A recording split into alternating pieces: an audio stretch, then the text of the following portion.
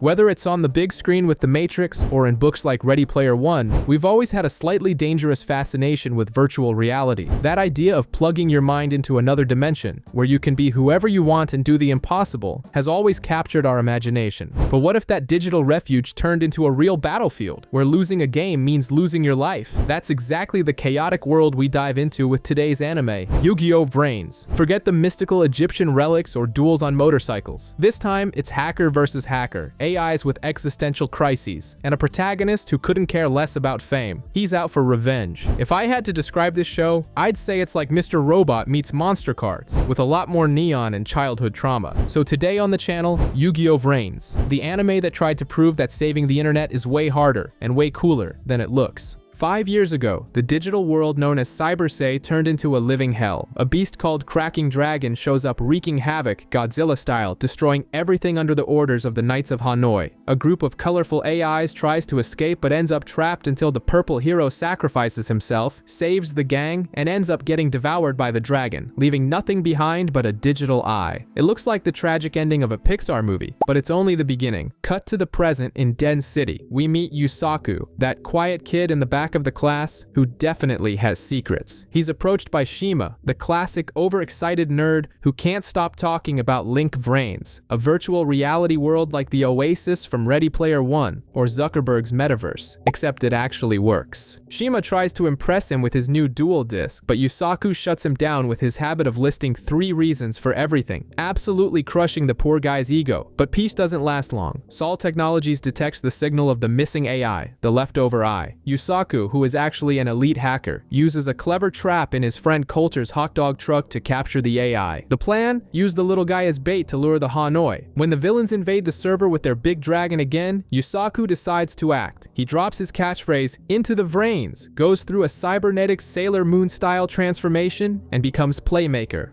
It's time to link into the VRAINS!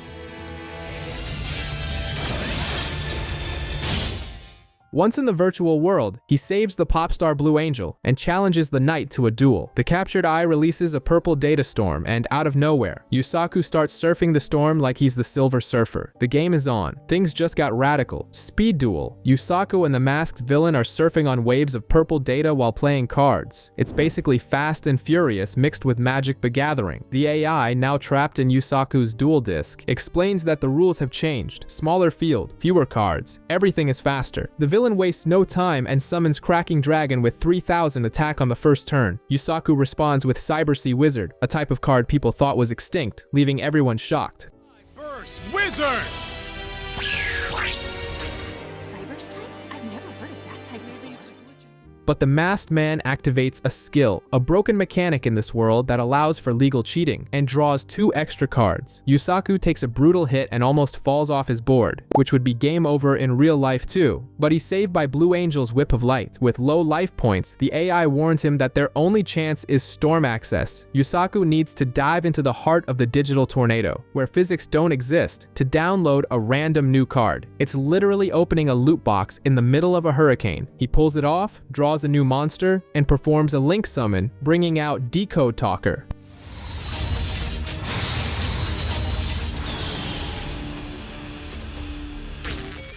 Using the link arrows and geometry to his advantage, Yusaku bypasses the dragon's defense and slices the monster in half. The villain is defeated and explodes into data, proving that having a giant dragon doesn't matter if you don't know basic duel math. After the explosion, the Knight of Hanoi tries to self-destruct to hide the evidence, but Yusaku's AI simply opens its mouth and devours the guy's avatar. Total Venom vibes.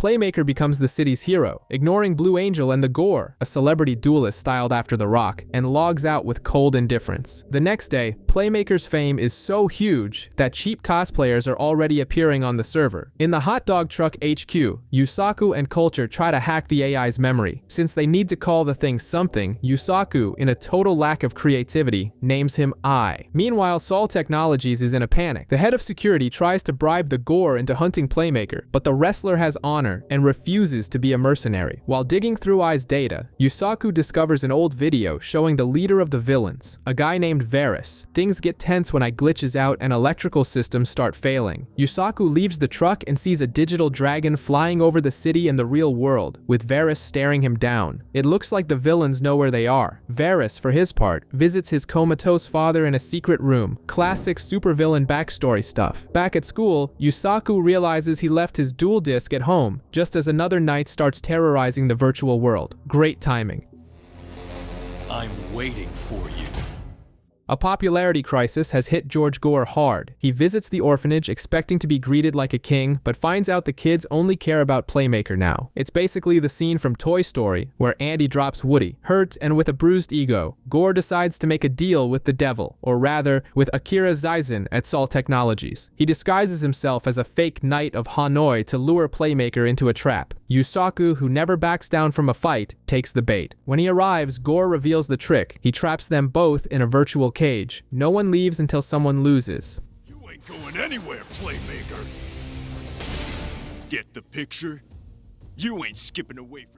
The broadcast begins, and the whole city stops to watch, including the orphanage kids who are torn between their new idol and their big brother Gore. The duel starts, and Gore shows why he's a legend. He uses a Golki deck, full of pro wrestling monsters, and plays with the crowd's psychology. He takes hits on purpose early on just to activate his special skill, turning the game around dramatically. The climax comes when he summons Golki the Great Ogre, a beefy monster that silences the Playmaker fans. Gore has turned a card game into a televised wrestling match, and it looks like Playmaker is about to get counted out. The cage match is heating up, and Playmaker is down to a measly 100 life points, hanging by a thread. The crowd is turned, and now all of Den City is chanting Gore's name. Meanwhile, the hacker Coulter manages to find a security flaw in the cage, creating an emergency exit. But Yusaku, stubborn as a mule, ignores the escape route. He wants to win fair and square and learn more about his enemies. Playmaker then pulls a classic anime protagonist move. He dives into the data storm, surfs it, and pulls new monsters out of thin air with his skill. He summons Decode Talker and 2 supports, building an army in seconds. What follows is a brutal back and forth.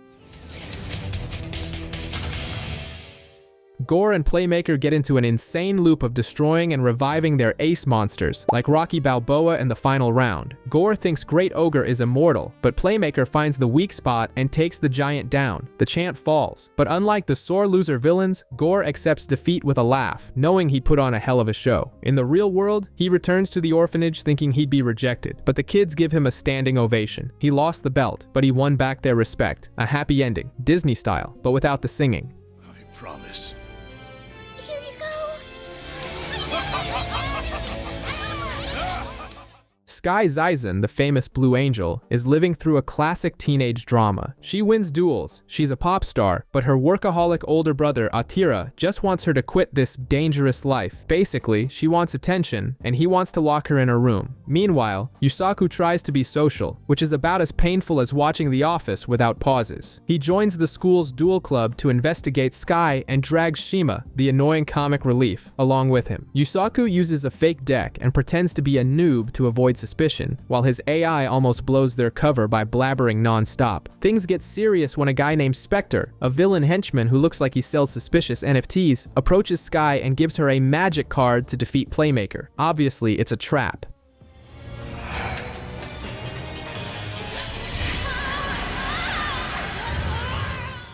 Sky, wanting to prove to her brother that she's tough, publicly challenges Playmaker. Yusaku tries to ignore it, but his AI, in a moment of peak trolling, accepts the challenge for him. You sent me a message. Now or never, remember?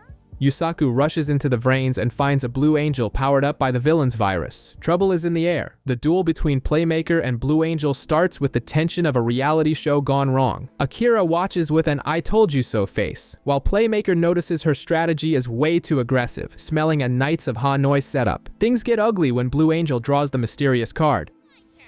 I draw! Look! That card belongs to the Hanoi. She starts feeling sick, like a bad trip from an episode of Euphoria, but she keeps dueling because teenage stubbornness is a force of nature. Varys, watching from the sidelines, confirms it's a mental trap. While Playmaker tries to use logic to talk her down, Blue Angel is completely possessed by the urge to win and the card's dark influence. Playmaker even uses his skill in the middle of the data storm to try and fix the situation, but the girl is in a bizarre trance. She finally activates Dark Angel, and the effect is immediate. Screams, pain, and a horror show that scares even the fans in the plaza. Akira panics and tries to shut down the city's internet, but the system freezes. With no choice, Playmaker does the only thing he can. He wins the duel to knock the girl out before her brain melts. She falls unconscious, and the party atmosphere turns into an instant wake. Chaos has taken over.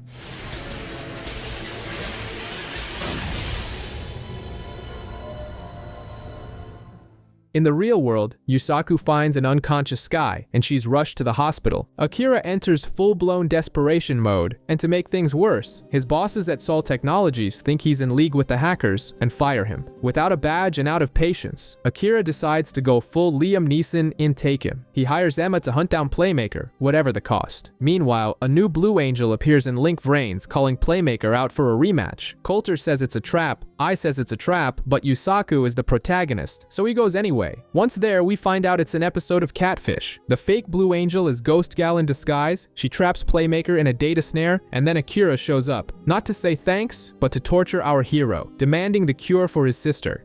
My name's Ghost Gal. I'd love to talk more, but you seem all tied up at the moment. The interrogation is interrupted by Varys himself, who descends from the sky like he owns the place. He takes credit for Sky's virus and issues the final challenge. If Playmaker beats him in a duel, he hands over the antivirus. If he loses, Varys takes Eye and Sky stays in a coma forever. Akira is forced to let the hacker go, and the stage is set for a clash of titans. The duel begins, and Varys immediately turns the arena into a literal hellscape of flames. The villain leader drops a speech like a reactionary boomer, claiming the internet is an illusion and humanity is lost for trusting AI, basically a digital Unabomber. Playmaker ignores the philosophical sermon and focuses on the cards. Varys summons his classic dragon, but Yusaku is already wise to that strategy and takes it out quickly with his decode talker. Destroy Cracking Dragon! It looks like the tables have turned, but Varys starts laughing, which is never a good sign in an anime. He reveals that he also has a broken skill. He can use Playmaker's trick of surfing the data storm to create cards out of nothing. It's like watching a villain steal a Jedi's lightsaber. Varys dives into the tornado and comes back with a colossal monster. Topologic Bomber Dragon. Was everyone warned it would go bad? Yes. Behold the power of Link 4 Topologic Bomber Dragon! Varys' new dragon has a devastating effect that clears the entire field, blowing up all of Playmaker's monsters in one go, like Michael Bay directing Transformers. The hero takes massive damage, his ace monster is destroyed, and he's hanging by a thread, with Varys ready to deliver the final blow and erase our favorite hacker from existence. The duel is still blazing, and Varys thinks he's already won. Topologic Bomber Dragon fires its destruction beam, but Playmaker pulls out Link Restart and survives by a hair, reviving Decode Talker. The tension is high like an esports championship final. I, desperate, suggests using storm access, and Playmaker surfs the data storm like the Silver Surfer to fish for a new card. But Varys is no noob. He activates a trap that wipes the field and leaves both their life points in the critical red. As if that wasn't enough, he decides the duel is too small and changes the setting to a master duel, expanding the battlefield. It's basically going from a mobile game to an ultra-spec gaming PC. There, Varys launches the Fire Prison Field spell, a cybernetic cage that buffs dragon monsters and limits Link summons. He builds an impenetrable defense with Link Belt Wall Dragon. Playmaker tries to bypass it by bringing out Encode Talker and Decode Talker, thinking he's about to turn the tide. Link summon again! Link 3 Decode Talker! But it was all a trap. Varys activates the prison's full effect and in a Thanos-style snap makes all Cybersea monsters, and I himself, vanish from the map. Playmaker is left alone, with no monsters and no annoying partner.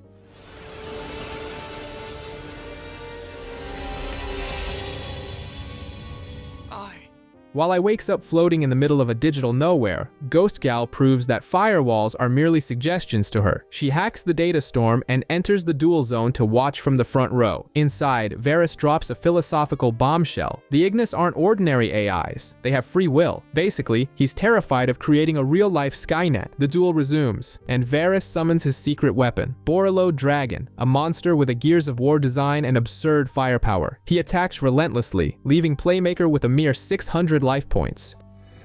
It must be his strongest monster.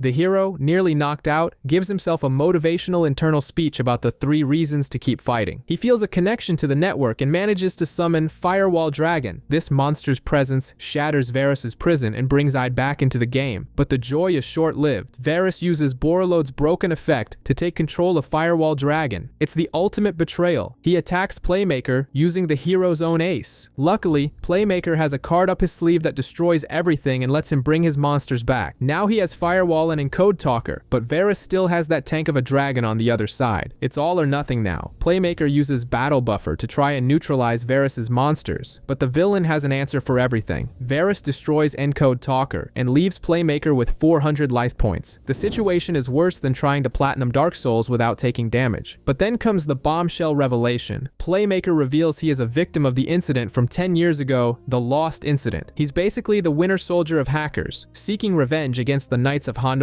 With blood in his eyes, he pulls off an insane combo that allows Firewall Dragon to attack twice. Varys can't handle the pressure and is finally defeated. His terahertz!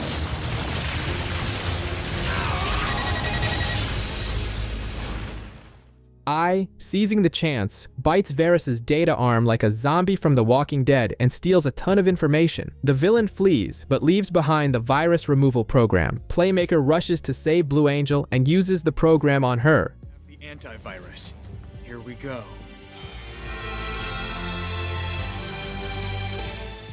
In the real world, Skye wakes up in the hospital and has a sweet moment with her brother, a happy ending worthy of a Disney movie. Back at the hot dog truck, Coulter analyzes the data I ate, and the surprise is bizarre. I recovers his body, but he turns into a tiny black creature. Ta-da! It's I, version 2.0! He thinks he looks great, but Yusaku and Coulter just ignore this dark baby Yoda version and get back to work. After all the craziness with Varys, the pace slows down with a classic recap episode, but hold on, there's a plot twist at the end. The focus shifts to an unlikely duo, a frog and a pigeon journalist, who are desperate to turn Playmaker into the next viral celebrity, like TMZ chasing the Kardashians. They get exclusive footage from Ghost Gal, the bounty hunter who acts like a digital Black Widow. The episode basically highlights the best moments so far, the duel against the Gore, the drama with the infected Blue Angel, and of course, the final showdown against Varys. It's like watching an NFL season highlight reel, remembering how Playmaker used Storm Access to pull cards out of nowhere and save the day. The interesting part is seeing how the world views these events, with Ghost Gal trying to connect the dots about the Lost Incident. But just when the reporting duo thinks they're going to win a digital Pulitzer and get rich off the documentary, Playmaker acts. In the real world, Yusaku hacks the system and wipes all the footage, leaving the journalists with nothing. It's the digital equivalent of burning the surveillance tapes in Mission Impossible. The hero remains in the shadows, and the frog and pigeon are left broke. Ghost Gal tries to play supreme hacker by invading the Sol Technologies database, total Ocean's 11 vibes, but gets blocked by a data storm. Since she can't get in, she decides to use her most valuable bargaining chip, information. She challenges Playmaker to a duel, wagering an access program against I. Yusaku, who is as obsessed with the past as Batman is with his parents, accepts the challenge because he needs to uncover the truth about the incident from 10 years ago. He gives his classic 3 reasons speech and logs in. Ghost Gal isn't playing around, and her Altergeist deck is pure control and traps, lagging the protagonist's game more than an online match with high ping. She manages to neutralize almost everything Playmaker tries, predicting his every move. Her strategy is annoying and efficient, chipping away at our hero's life while the journalists, yes, the frog and the pigeon are back, try to film everything in secret. Nothing's happening, boss. This place is emptier than my bank account thanks to you. The episode ends with Playmaker cornered, his life points bottomed out, and Ghost Gal claiming victory before the match is over. Things look grim, and it seems the hacker has finally met someone playing chess while he's playing checkers. The duel continues and Ghost Gal is certain she's won, but she forgot that anime protagonists have plot armor stronger than vibranium. When Playmaker's life drops into the danger zone, he decides it's time to surf. Literally. He throws himself into the data storm, Silver Surfer style, to activate his storm access skill. The storm is so violent that Ghost Gal loses her balance and falls off her board. In a scene straight out of Spider-Man Saving Mary Jane, Playmaker dives and catches his opponent before returning to the duel.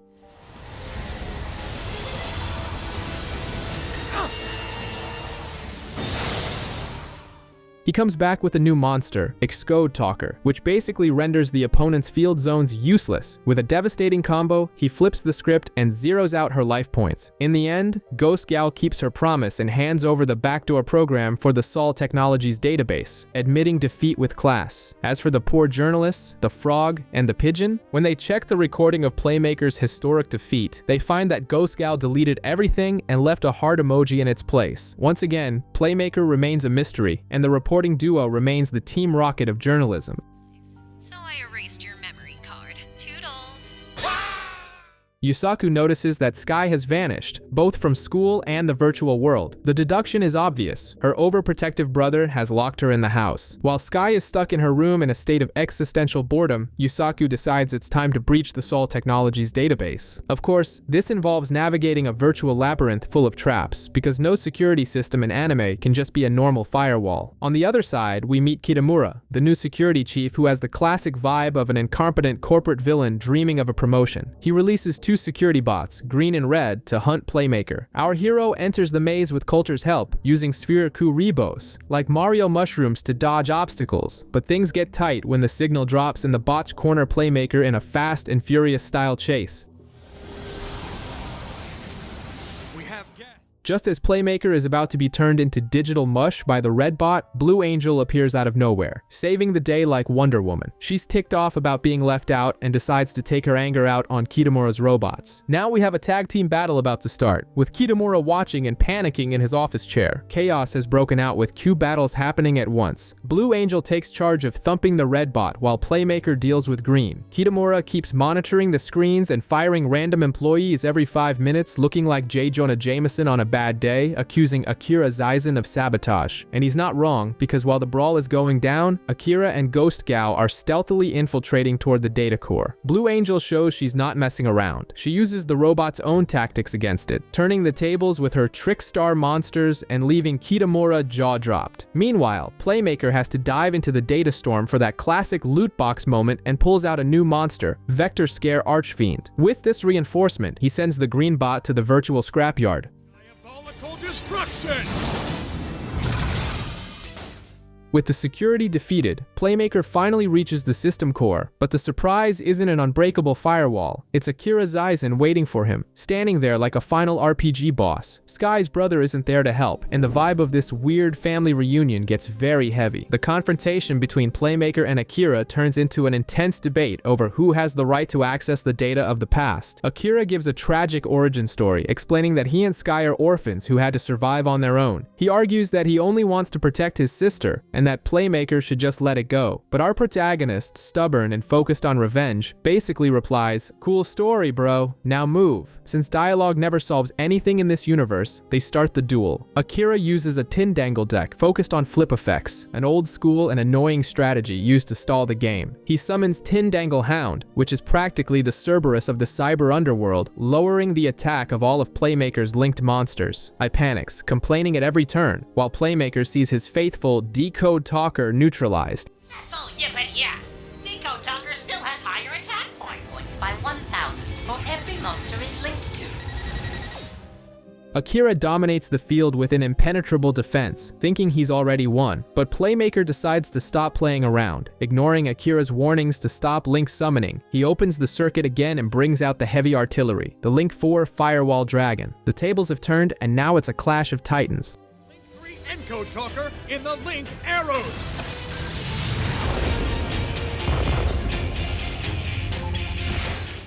The duel is still on fire, and Akira decides it's time to play psychologist in the middle of the arena. While Playmaker tries to break his defense, Akira gives him the forget the past, go to prom and live your youth talk, sounding like a middle-aged uncle in an 80s teen movie. But Blue Angel comes out of hiding and demands the truth. Akira finally opens up about the lost incident. The story is dark. 6 children kidnapped and forced to duel to survive. It's basically Saw mixed with Yu-Gi-Oh! If they won, they ate. If they lost, they got an electric shock.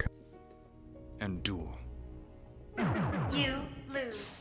Playmaker confirms he was one of those kids and says he only survived because a mysterious voice encouraged him to find 3 reasons to live. The mood gets heavy. Playmaker makes it clear that he wasn't saved. He just escaped the dungeon, but his mind is still trapped in that Stranger Things nightmare. He reveals that he discovered the project had another name, the Hanoi Project. Akira, realizing he can't stop the boy, drops the bomb. The name of the mentor behind all of this is in the data they are currently fighting for. Akira refuses to hand over the villain's name, saying revenge will turn Playmaker into a monster. The duel goes back to the cards, and Akira summons tokens and builds a defense that looks unbeatable, thinking it's over. But Playmaker activates anime protagonist mode and starts an insane combo. He performs 3 Link summons in a row, bringing out Link Spider, Recovery Sorcerer, and Secure Gardener. Akira thinks he's lost his mind, but it was all a trap. Playmaker negates the damage he would have taken, uses Firewall Dragon's effect to return Akira's monsters to his hand, and leaves the opponent's field cleaner than a pizza box after a party. With a direct attack, he zeroes out Sky's brother's points. Tempest Terahertz!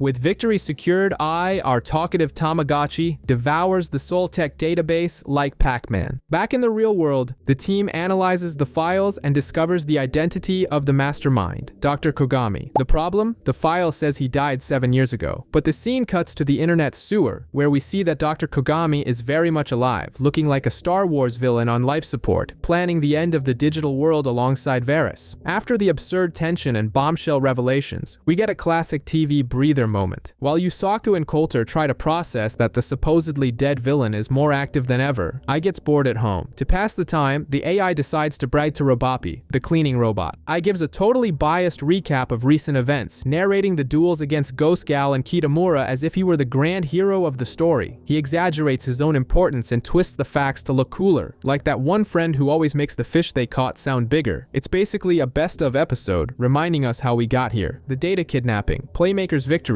and the drama with Blue Angel. In the end, Yusaku concludes that if Dr. Kogami is alive, VRAINS won't stay hidden for long. The calm is over, and the war against the Knights of Hanoi is about to enter its next phase.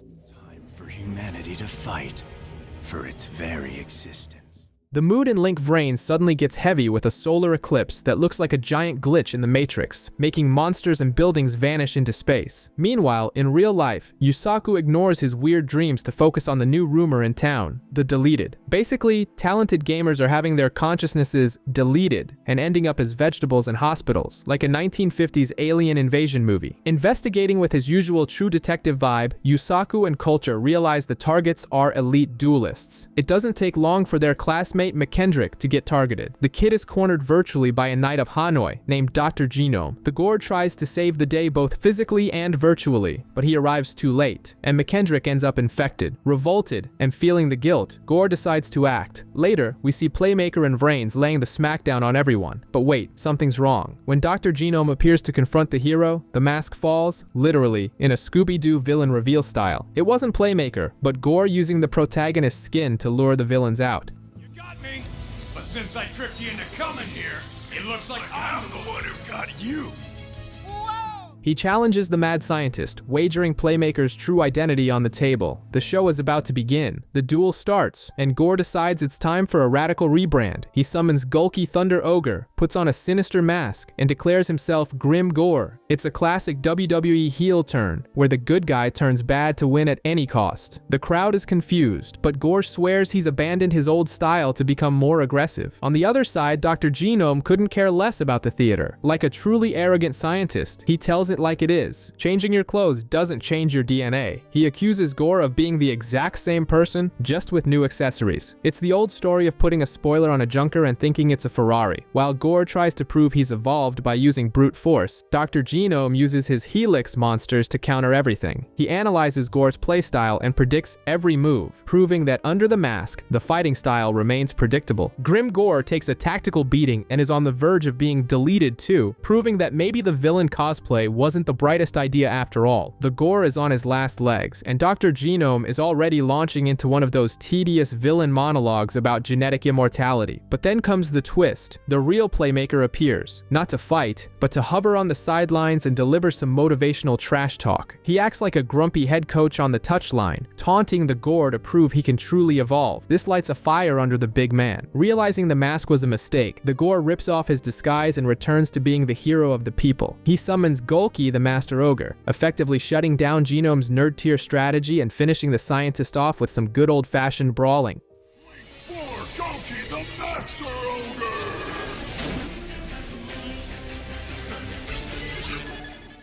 Victory secured, the Gore gets the antidote, or so he thinks, and his friend finally wakes up in the hospital. Then we get an Avengers Assemble moment. Playmaker, the Gore, and Blue Angel line up, ready for war. Meanwhile, over at Sol Technologies, Kitamura tries to play general by sending an army of security bots against the Knights of Hanoi. The result is pathetic. The robots have the aim of stormtroopers and are annihilated in seconds by two mysterious new villains. The situation is spiraling, and even Sky's brother is going to have to step out of the office. The action continues at Cafe Nom, where the team realizes Kitamura's security plan was an absolute fiasco. Meanwhile, at the villains HQ, the Knights of Hanoi are playing 4D chess. They reveal they've infected everyone except Playmaker, specifically to bait the hero into their lair. Classic action movie villain trap. Inside Link VRAINS, the Gore starts things off by cosplaying as a teddy bear before getting down to serious business, just to keep the hype up. But the spotlight falls on Ghost Gal, who intercepts Sky in the real world. She drops a bombshell. The person who put Sky in a coma and is causing the current chaos is a doctor named Byra. Sky doesn't waste time, and, as Blue Angel, heads into the virtual world to confront the doctor. Their debate turns into an episode of Grey's Anatomy, with Byra defending that twisted sacrifice the few for the greater good logic. Sky isn't buying it, and the duel begins. It's broadcast to the entire city, with Akira and his assistant watching from the office, the assistant cheering like a fangirl while Akira nearly has a heart attack from the stress.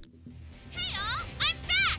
Back to spread the blue! She's amazing! My second favorite member of the Zaizen family! Byra uses a deck focused on mummies and surgery, controlling the field and pinning Blue Angel against the ropes. But in the real world, the dynamic detective duo leaps into action. Yusaku and Coulter analyze security footage and spot someone suspicious, a woman hiding in a parking garage while the virus attack is in full swing. The hunt is on. Yusaku goes into Mission Impossible mode. He uncovers Byra's real-world identity, Clarissa Turner, and infiltrates her apartment while I hacks the security bots. It's a stealth op worthy of Tom Cruise. Meanwhile, in the virtual world, Blue Angel's situation is critical. She's down to 100 life points, essentially hanging off a cliff by one hand. Byra thinks she's already won and starts her victory lap, but Sky pulls a heart of the cards moment and survives by a hair. She summons her new boss monster, Trickstar Bella Madonna, and pulls off a combo that turns the villain's own trap against her. Byra takes massive damage and realizes her evil for the greater good logic was a total flop.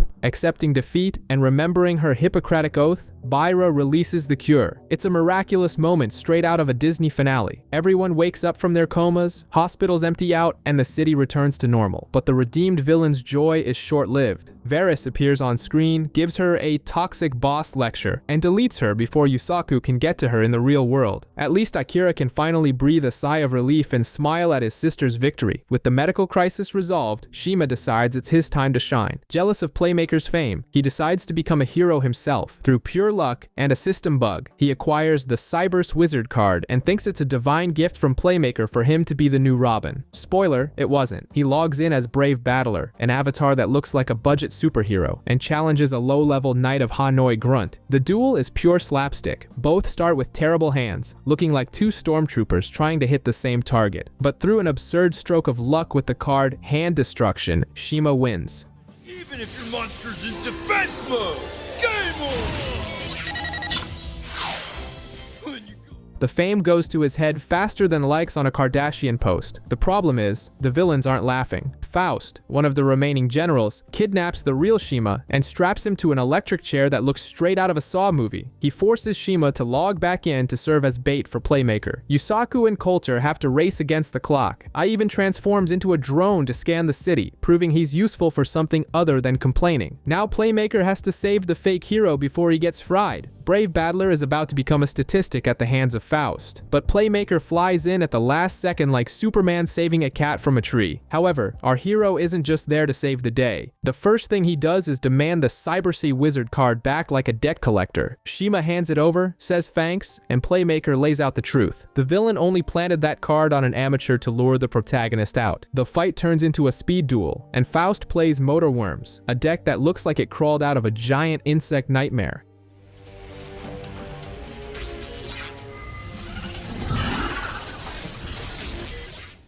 He uses dirty tactics, summoning a swarm through wormholes, and Playmaker ends up being blasted through a digital window. The villain then tries to get inside Yusaku's head, talking about the lost incident, and how destroying the Ignis will ease his guilt. But Ai, ever the pragmatist, tells Playmaker to ignore the monologue and focus on the game. In a classic shonen protagonist move, Playmaker gains new access to the data storm, pulls Power Code Talker, and turns the tide.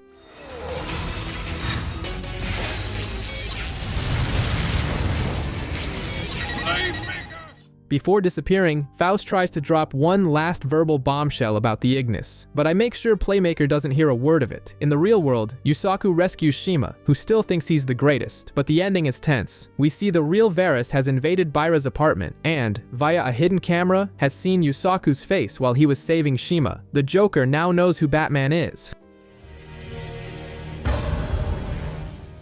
The vibe in Link VRAINS is heavier than an HBO season finale. In the digital sewers, a strange energy begins to pulse. At Sol Technologies, Kitamura, the security chief who thinks he's a genius, watches his AI army get deleted mysteriously. The guy goes into a full-blown panic, seeing his promotion go down the drain along with his robots. Sensing danger, Playmaker logs in to investigate and ends up, quite literally, in the system's gutters. There he runs into Ghost Gal, who is hunting for digital treasure. In a hilarious scene, she tricks Ai in a rigged card game to decide who takes which path. The result? She takes the easy route and sends Playmaker down the path where a horror movie data monster starts chasing him. Ghost Gal finds the jackpot, a massive energy core. However, the guardian of this treasure is Varus himself. The villain corners the bounty hunter, locking all exits with digital bars. Trapped like a rat in a cage, Ghost Gal's only option is to accept a duel against the final boss, while outside, Playmaker is still trying to outrun a data Godzilla. It's time to speed duel. I don't want to be a sewer snack! While Playmaker and I are playing Temple Run in the sewers running from a data monster, the real showdown is happening in the server room. Ghost Gal has decided to stand her ground against Varus, and the tension is higher than a championship final. The leader of the Knights of Hanoi starts with the classic villain underestimating everyone talk, but Ghost Gal isn't playing around. She pulls off Altergeist combos that leave Varus with a measly 400 life points. It looked like she had it in the bag, but Varus activates his trap card, the script. He reveals he let his life points drop on purpose just to use his broken skill. Suddenly, he starts surfing a data storm like Patrick Swayze in Point Break, uses storm access, and pulls topologic Trisbana out of thin air. It's basically a live cheat code. But I will be setting all three of my monsters in the Link arrows. The new dragon banishes everything in sight and turns Ghost Gal's strategy to dust. The final blow is brutal, sending the bounty hunter flying. Before she turns into digital glitter and is deleted by the system, she manages to pass the Tower of Hanoi data to Playmaker in a war movie style sacrifice. Now the tower is active. Varus escapes laughing, and Playmaker realizes the game has just turned into an apocalypse. The situation in the real world is chaotic. The Tower of Hanoi has emerged in the center of VRAINS, and Coulter lays it out. If the tower completes its rings, it will trigger an EMP that will shut down all technology on Earth. We're talking about going back to the Stone Age. No internet, no memes, no delivery. All of this because Varus wants to erase Y at any cost. Meanwhile, Kitamura, the security chief with the competence of a character from The Office, tries to cut a deal with Varus to save his job. Terrible idea. Spectre appears, humiliates the guy in a flash duel, and deletes him from existence.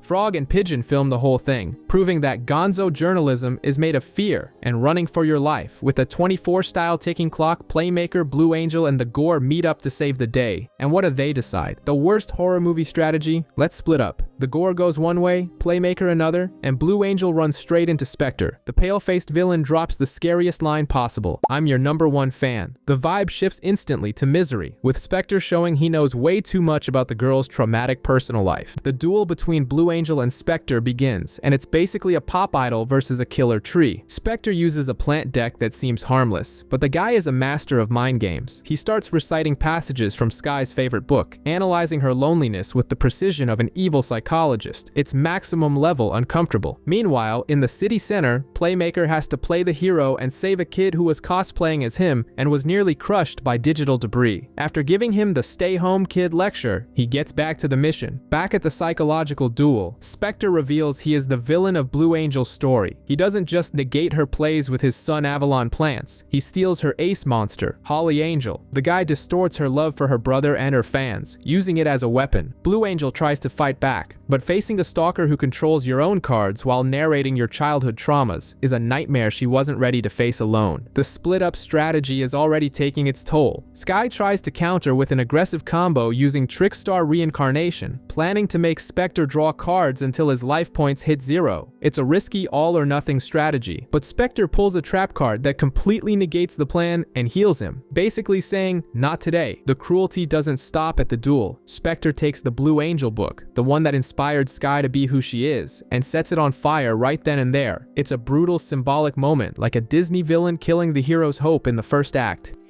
Tragedy! He delivers a cynical speech about how happy endings don't exist in adult life, defeats the girl, and dissolves her into digital data. Playmaker arrives late to the party, just in time to see his friend turn to stardust while Spectre laughs like a maniac. In the real world, Sky's brother finds her in a coma, which sends him into VRAINS looking for blood, but Akira ends up trapped in a cage of roots created by Dr. Kagami, who finally steps out of the shadows to confess he's the mastermind. The scientist gives the noble villain's speech, claiming he must destroy the AI he created to save humanity from a dark future. Meanwhile, Playmaker intercepts Spectre on a bridge that is literally falling apart in an apocalyptic setting. This is where Spectre drops a bombshell about his past. Unlike Yusaku, who was traumatized by the lost incident, Spectre loved the experience. The guide explains he was so lonely and ignored in his orphanage that he thought the kidnapping and torture were great because someone finally gave him attention and a purpose. It's a level of desperation mixed with Stockholm Syndrome that would make even the Joker look mentally stable. The duel begins right there on the collapsing bridge. Spectre uses the card Sun Avalon Dryas, which absorbs damage and heals him, explaining his connection to plants comes from being raised by a tree as a baby. Basically, we're dealing with a psychotic tree hugger who thinks suffering is fun. The bridge is collapsing like an uncharted climax, with pieces of the scenery falling into the digital abyss, but the duel remains frantic. Playmaker, tired of hearing this evil Groot's sob stories, summons Excode Talker and uses an effect to block Spectre's zones, cutting off his ability to regenerate life and summon more plants. That's 2 zones, Spectre! It seemed like the hero's comeback was guaranteed, but Spectre proves he plays dirtier than a politician in an election year. When he realizes his perfect strategy is broken, he projects a hologram of Akira Zaisen trapped in lethal thorns. The new rule is sadistic. If Playmaker attacks and Spectre takes damage, the thorns tighten and Akira pays the price. It's the classic Spider-Man moral dilemma: save Mary Jane or a bus full of people, but in a card game. Playmaker, who has a soft heart despite his cold exterior, completely freezes. He is forced to pass his turn without attacking to avoid hurting the hostage. Spectre takes advantage of the hesitation to mock Yusaku's moral weakness and retakes control of the match, proving that honor means nothing in his rulebook. Spectre mocks the protagonist's morality, while Coulter tries to hack the system desperately, feeling like he's in a Mission Impossible movie trying to defuse a bomb at the last second. But Akira isn't interested in being the damsel in distress. Realizing he's preventing the world from being saved, he says goodbye to his sister and throws himself against the thorns, intentionally electrocuting himself to exit the game and free Playmaker from the moral dilemma. It's a heavy scene, and the guy literally disintegrates into data in front of everyone.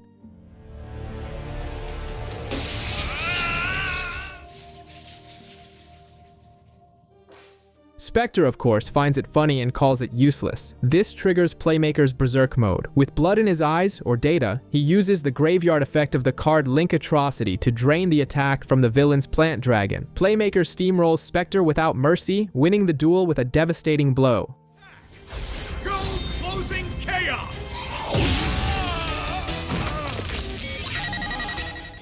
The evil Groot accepts defeat with a laugh, drops one last taunt about Varys, and leaves as the bridge finally collapses, leaving Playmaker and I running for their lives as the world falls into the abyss. After all that adrenaline, we get a breather moment that serves to save the animation budget. Varys is at the top of the Tower of Hanoi, watching his generals fall like Thanos, watching the Black Order fail in Infinity War. He takes a moment for an internal monologue, recapping all the events since the start of the series. We get a greatest hits of flashbacks. Varys remembering how he failed to capture the Ignis in the first episode, how he manipulated Blue Angel, the poor girl fell for his pitch like a tourist in a scam, and the first duel against Playmaker that ended in a draw. He admits he underestimated the protagonist and that he didn't know about his traumatic past in the Lost incident. Dr. Kogami appears as a hologram, acting like a Dr. Frankenstein filled with regret for creating conscious digital monsters. But Varys cuts the sentimental talk. He doesn't care about family drama or sob stories. He's focused on the mission to purge the internet. The villain positions himself as the final video game boss, waiting for Playmaker to climb the tower for the ultimate confrontation that will decide the fate of humanity, or at least high-speed internet. Playmaker and I fall into the abyss but are saved by a Deus Ex Machina data tornado that throws them back onto the track. As they race against the clock, the focus shifts to the gore. The guy enters the scene with the energy of The Rock in his WWE prime, determined to keep the promise he made to the kids at the orphanage.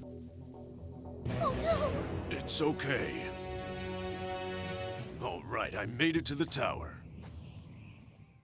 He runs into Varys along the way. The leader of Hanoi tries to dismiss the Gore, treating him like an irrelevant NPC and saying he only has eyes for Playmaker. But the Gore doesn't take insults lightly and forces a duel, wanting to prove he's a protagonist too. The duel begins, and the Gore pulls off his wrestling combos, filling the field with muscle-bound monsters. Varys, with the superior air of a Bond villain, summons the terrifying topologic bomber dragon. This thing is basically a nuclear bomb with wings. It detonates all of the Gore's monsters in a Michael Bay-style explosion. The Gore barely survives but doesn't give up. He manages to maneuver around the situation, summons Heel Ogre, negates the dragon's effects, and beats it down. The orphanage goes wild. With Varys' field wide open, the Gore fills the arena with Golki wrestlers and goes for the final attack that would guarantee victory. Seems like the tables have turned, right? Wrong. At that moment, Varys smiles and activates the most iconic, feared, and broken trap card in the history of card games, Mirror Force. A blinding light explodes on screen, instantly destroying all of the Gore's attacking monsters. It's the equivalent of pulling a Uno reverse card in a gunfight. The episode ends with everyone's jaw on the floor and the Gore realizing he fell for the oldest trick in the book.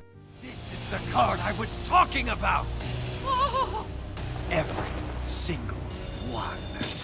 After falling for the oldest prank in the book, the infamous Mirror Force, the Gore decides it's no time to cry over spilled milk. With the energy of a Rocky Balboa protagonist, he gets up, brushes himself off, and summons Golki the Giant Ogre, a massive monster that pulls a sword from the ground like a jacked King Arthur. The ogre hits Varys' dragon with everything, drastically reducing the villain's life points. The crowd at the orphanage goes wild, thinking the belt is in the bag. But Varys isn't the leader of the Knights of Hanoi for nothing. He keeps the cool of a Bond villain and brings a nightmare in card form to the field, Boral Sword Dragon. Link 4, Plural Sword Dragon! The Gore tries to resist with a motivational speech about fighting for himself and for glory, but Varys thinks it's all a waste of time. Boral Sword uses its special ability to change battle positions, gain attack, and attack twice. It's a one-sided slaughter. The dragon fires a beam of energy that would make Godzilla jealous, destroying the Gore's monster and zeroing his life points. Our favorite wrestler falls to his knees and begins to disintegrate into violet data, Avengers Infinity War style. Before vanishing completely, he leaves the rest to Playmaker. Now, it's personal. Varys and Playmaker are the last ones standing, staring each other down while the digital world crumbles around them. The final battle begins like an insane game of Mario Kart on Rainbow Road, but with actual death on the line. Playmaker and Varys hop on their hoverboards and start a speed duel amidst the debris of the Tower of Hanoi. While dodging digital junk, Varys decides to drop a narrative bombshell. Playmaker's AI partner, I, was created from the dueling sessions of Yusaku himself as a child. Basically, I is his digital clone. The little robot tries to play dumb but gets caught in the lie. Yusaku, with the coldness of a Terminator, says he doesn't care about friendship and just wants to win. The duel heats up and Varys tries to use Mirror Force again, because if it worked once, why not try again? But Playmaker had already read the script and puts his monsters in defense, barely surviving but taking considerable damage. The situation becomes critical when Playmaker decides to use his storm accessibility in the middle of a data hurricane. It's a suicide move. He reaches his hand into the storm and the turbulence is so strong it literally rips his avatar's arm off. Graphic stuff for a card game show, but wanting to prove his worth and save his own skin, uses his powers to regenerate Playmaker's arm and merges with the board for a speed boost. With a new arm and a souped-up board, Playmaker manages to pull his new card from the storm, ready for the counterattack. With a regenerated arm and blood in his eyes, Playmaker summons Transcode Talker and goes on the offensive, nearly zeroing Varys' points. The villain survives by a hair thanks to a shield dragon that reduces damage. Now it's Varys' turn to try his luck in the data storm, but he's out of energy and loses his arm in the process too. It looks like the end of the road for the Hanoi leader. That's when things get supernatural, Star Wars style. Dr. Kagami's digital ghost appears.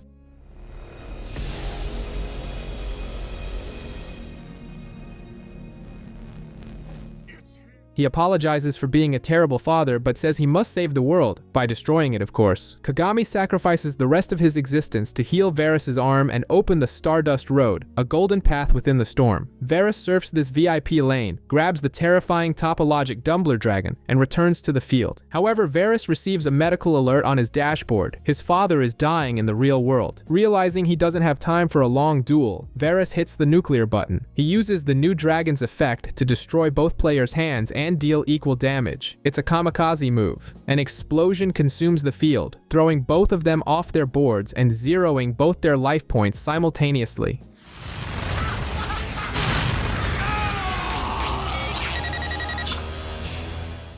The episode ends with both falling into the abyss in a dramatic draw, and just when we thought the drama ended with the draw, the Tower of Hanoi keeps growing like a delayed public works project. Yusaku and his crew, in full Fast and Furious style, grab the van and race to the Kogami estate in the real world. And guess what? The evil secret base is a beautiful mansion with an ocean view. Inside, the face-to-face meeting happens. Varys, or rather Roken, is by his father's side. Dr. Kogami passed away long ago and lives on as a ghost in the network. The mood gets heavy, and we get a classic sci-fi lore dump. Kogami simulated the future billions of times, Doctor Strange style, and in every single one, the AIs, the Ignis, ended up destroying humanity. Basically, it's the plot of the Terminator, and Yusaku is the John Connor who disagrees with the prophecy. Talk doesn't solve anything, so the only solution is to settle it with cards. They log back into VRAINS for round 2 of the final duel. It's time to link into the VRAINS. Right from the start, Varys shows he's done his homework. He sets up the field and searches for the infamous Mirror Force. Playmaker tries to be clever and destroys the face-down card, but falls for a legendary bait. It was Mirror Force Launcher, which allows Varys to reset the trap immediately. The villain is playing 4D chess, while Yusaku is playing checkers. With the most feared card in the game's history armed again, the tension is higher than the Super Bowl. The duel continues, and the Frog and Pigeon, the most dedicated and nosy reporters in VRAINS, are there broadcasting everything, nearly getting turned into digital mush in the debris. Varys wastes no time and summons Topologic Bomber Dragon, which sounds like a heavy metal band and has the destructive power of a Death Star. Playmaker doesn't take it lying down and starts assembling his own squad of Avengers. He summons Xcode Talker, Transcode Talker, and Power Code Talker. The whole family is together, creating a block that looks impenetrable, with destruction immunity and attack points through the roof. You're so scared he's flapping around like a chicken. Varys, it's over. It seems like the tide has turned, right? Wrong. Varys activates Link Turret, turning the duel into a game of tower defense, accumulating ammo for every Link monster on the field. And then he brings out Borolo Dragon, every duelist's nightmare. Activating the dragon's effect, he literally hacks Playmaker's monster, stealing Transcode Talker right in front of him, Grand Theft Auto style. With his opponent's monster now on his side, Varys dismantles Playmaker's defense piece by piece. The hero's field is wiped off the map, his life points drop to a measly 800, and he's left with no monsters, facing an army of dragons. Varys gives the "there is no hope" speech, leaving our protagonist on the ropes. Since your hope for victory was always an illusion.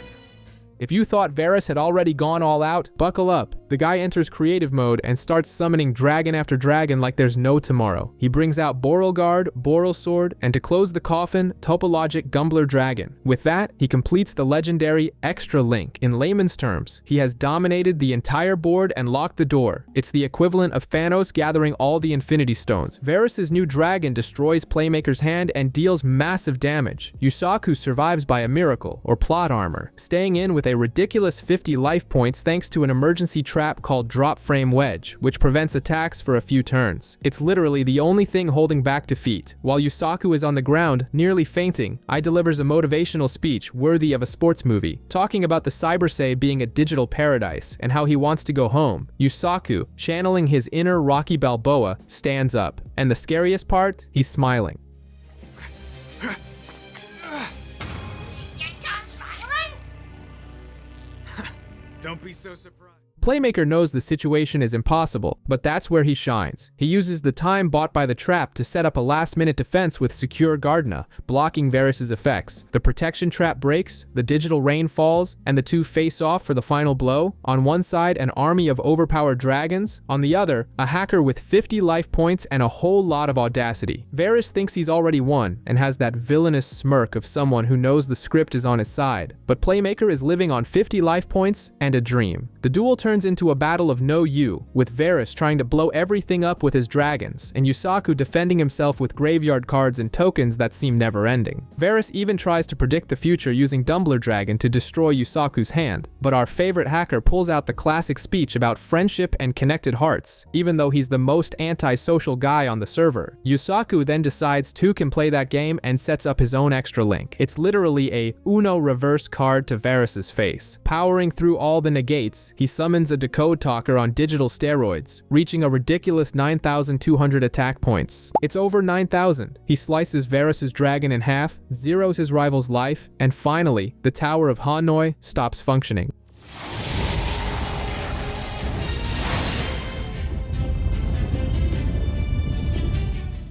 The world is saved, but there's no time for a party. The goodbye is heartbreaking. Yusaku keeps his promise and sets Ai free. The little guy tries to act like he doesn't care, cracks a joke to keep up appearances, and enters in his drone, leaving Yusaku staring at the horizon with the look of someone who just lost their dog. Did I say home? I'm in jail. Toodles. He's really gone.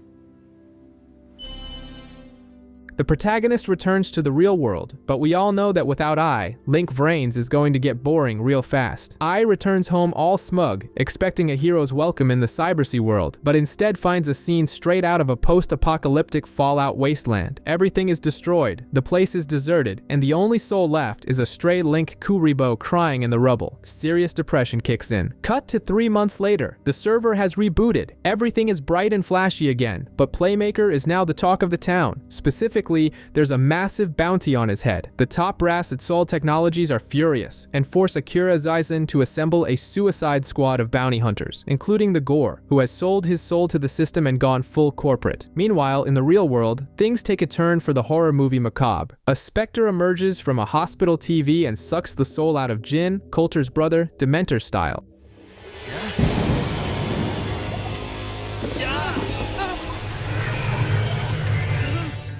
Yusaku doesn't waste any time and logs in to handle the mess, but he's immediately jumped by bounty hunters looking to farm gold off him. Just as things get dicey, guess who's back? Ai. The dynamic duo reunites, escapes the hunters, and hunts down the glowing ghost that attacked Jin. The villain accepts a speed duel, and it's clear this new arc is going to be heavy on hoverboards and mystery. The hoverboard chase is insane, and the glowing enemy pulls out a novelty that leaves even the system glitched out, a link spell. It's basically a hack, something no one has ever seen before. Yusaku barely survives thanks to Link Kuriboh, but manages to counterattack and crack the villain's shell of light. Bombastic revelation. The ghost is actually a buff dude named Bowman, who is more confused than the John Travolta meme. The guy has total amnesia and doesn't even know his own name, being controlled by his younger brother who acts as his technical support over the comms. Bowman locks down into a seemingly impenetrable defense, but Yusaku activates his broken skill to pull a card from the data storm. He draws Shooting Code Talker, which attacks 3 times in a row like a machine gun and sends the big guy hitting the floor.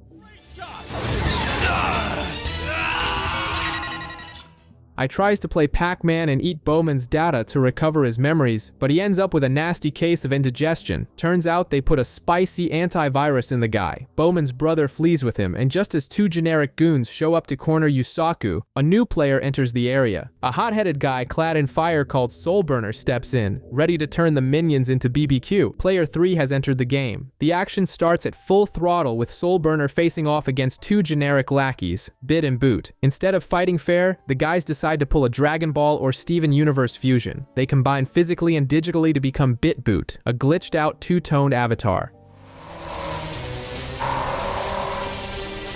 Together, we are Big Boot! Soulburner doesn't even blink and starts the duel. The problem is, this ugly fusion uses that stolen Link spell, Judgment Arrows, doubling their monsters' attack points. Their combo is annoying. They keep moving monsters back and forth to trigger effect damage, leaving Soulburner cornered. The fire-themed protagonist tries to react with his Salamangreat deck, but is quickly hit with a lock that prevents him from using his hand or effects. Basically, BitBoot flipped the no fun allowed switch. With no way out and his life points in the gutter, Soulburner activates his ultimate skill, Burning Draw. The madman sacrifices almost all his life points, leaving himself with a measly 100 life points just to draw extra cards. Watch! I activate my skill! Burning Draw! It's the kind of bet that would make a Las Vegas high roller break into a cold sweat. He draws the field spell Salamangreat Sanctuary and unleashes the new mechanic of the season, Reincarnation Link Summon. He uses his own Heatleo to summon another Heatleo. With his new monster reset from all negative effects, he messes with BitBoot's giant monster's attack points and incinerates the bizarre fusion. Following the defeat, the villain's boss doesn't tolerate failure and literally deletes Bit and Boot from existence. Playmaker tries to chase the boss but hits a firewall, leaving the heroes to exchange formal introductions with their new fiery ally. Back in the real world, Yusaku discovers he has a stalker. A new student named Theodore Hamilton is following him all over school, giving off Major Joe Goldberg from You vibes, though slightly less psychopathic and more nerdy. When Yusaku corners the kid, Theodore reveals he is actually Soulburner and that he also has an Ignis, Flame. I think you'll understand when I introduce you to my buddy. Hello. But I totally thought that you liked that your name was Flame. I do. The two decide to have a discreet conversation on a Ferris wheel, because nothing screams secret hacker meeting like a theme park ride. Theodore explains that he was also a victim of the Lost incident and that the Ignis are currently in a civil war over whether or not to destroy humanity. Flame is on team let's be friends, but the situation is grim because the Cyberse world has been destroyed. While this bromance is blossoming, over at Sol Technologies, George Gore appears with a new look. The man has ditched his wrestling hero persona, sold his soul to the corporation, and become a bitter bounty hunter. He's got blood in his eyes, desperate to take down Playmaker and prove he's still relevant. With a lead that the villains are in a restricted area, Yusaku and Theodore log into VRAINS for an invasion. But of course, Soltech isn't playing around and sends their new Employee of the Month, George Gore, to intercept the duo. This is about to get personal. Soulburner, in a moment of pure fanboyism, decides to intercept Go. He tells Playmaker to go on ahead because, I'll handle this guy. He's my idol. The classic rule of never meet your heroes is about to hit him hard. The duel begins, but George Gore is giving off an incredibly toxic vibe. He reveals he's abandoned his Gulky deck and now uses Dino Wrestlers, basically MMA fighting dinosaurs, a mix of Jurassic Park and WWE. He locks down the field with a spell that prevents multiple attacks, showing he's not there to put on a show for the crowd anymore, but to crush his opponent efficiently. Soulburner's disappointment is palpable. He starts trash-talking Go, calling him Soltech's lapdog and saying the true hero who inspired kids is dead. Go snaps and reveals his motivation. He can't stand being overshadowed by Playmaker. The guy's ego is so bruised he turned into a villain just to try and be number one again. The duel stops being a friendly competition and turns into a therapy session, with Soulburner determined to beat some sense back into his idol. We dive back into Theodore's dark past, where we discover that the Lost incident didn't just steal his childhood, but also his parents, reaching a level of tragedy that even Batman would relate to. In the present, the duel between Soulburner and the Gore continues to heat up. However, Hayami, Zaizen's assistant, decides to play dirty. She plays sniper, camping on the map and trying to hit Soulburner with an external attack to ensure her boss's victory. But Gore still has honor, like a WWE samurai, and throws himself in front of the shot to protect his rival. He wants to win on skill, not on a technicality. After that maximum respect moment, the duel gets serious again. Soulburner channels all his past pain and performs a ritual summon, bringing out Salamangreat Emerald Eagle. The beast is so powerful it wipes out Gore's life points in the blink of an eye. Go! Emerald Overload!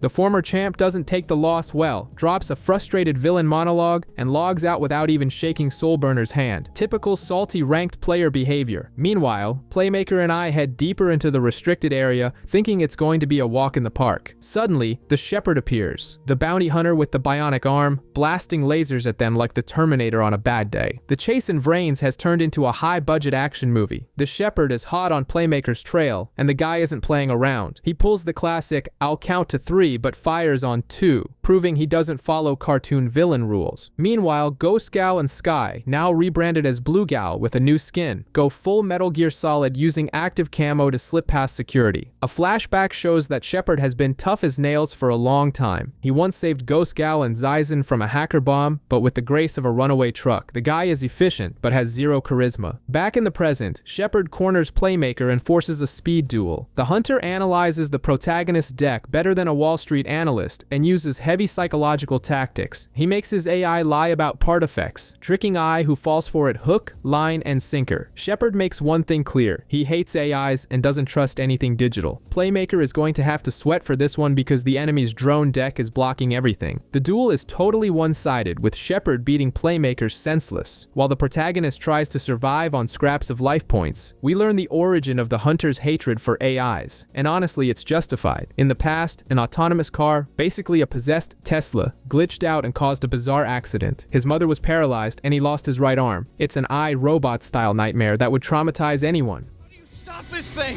Brace yourself, Mom! Sorry.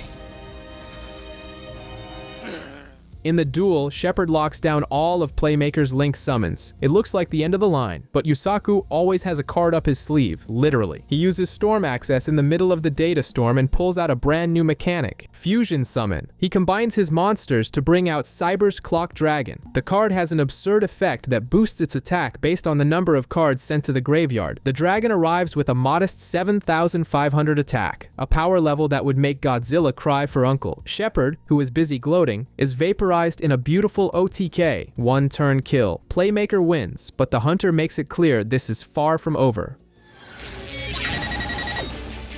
This is impossible. This is far from over, Playmaker. Playmaker and Soulburner enter a new area where the wind blows harder than in the movie Twister. It's a canyon of digital winds that requires maximum skill on D-boards, practically a pro level from Tony Hawk's Pro Skater. Meanwhile, Ghost Gal and Blue Gal are on their tails, but end up focusing on rescuing a Sol research team trapped there. The duo of heroes finally reaches the top and finds the monster that supposedly destroyed the Cybersea world, but it was all a front. The beast reveals itself as Windy, the Ignis of Wind.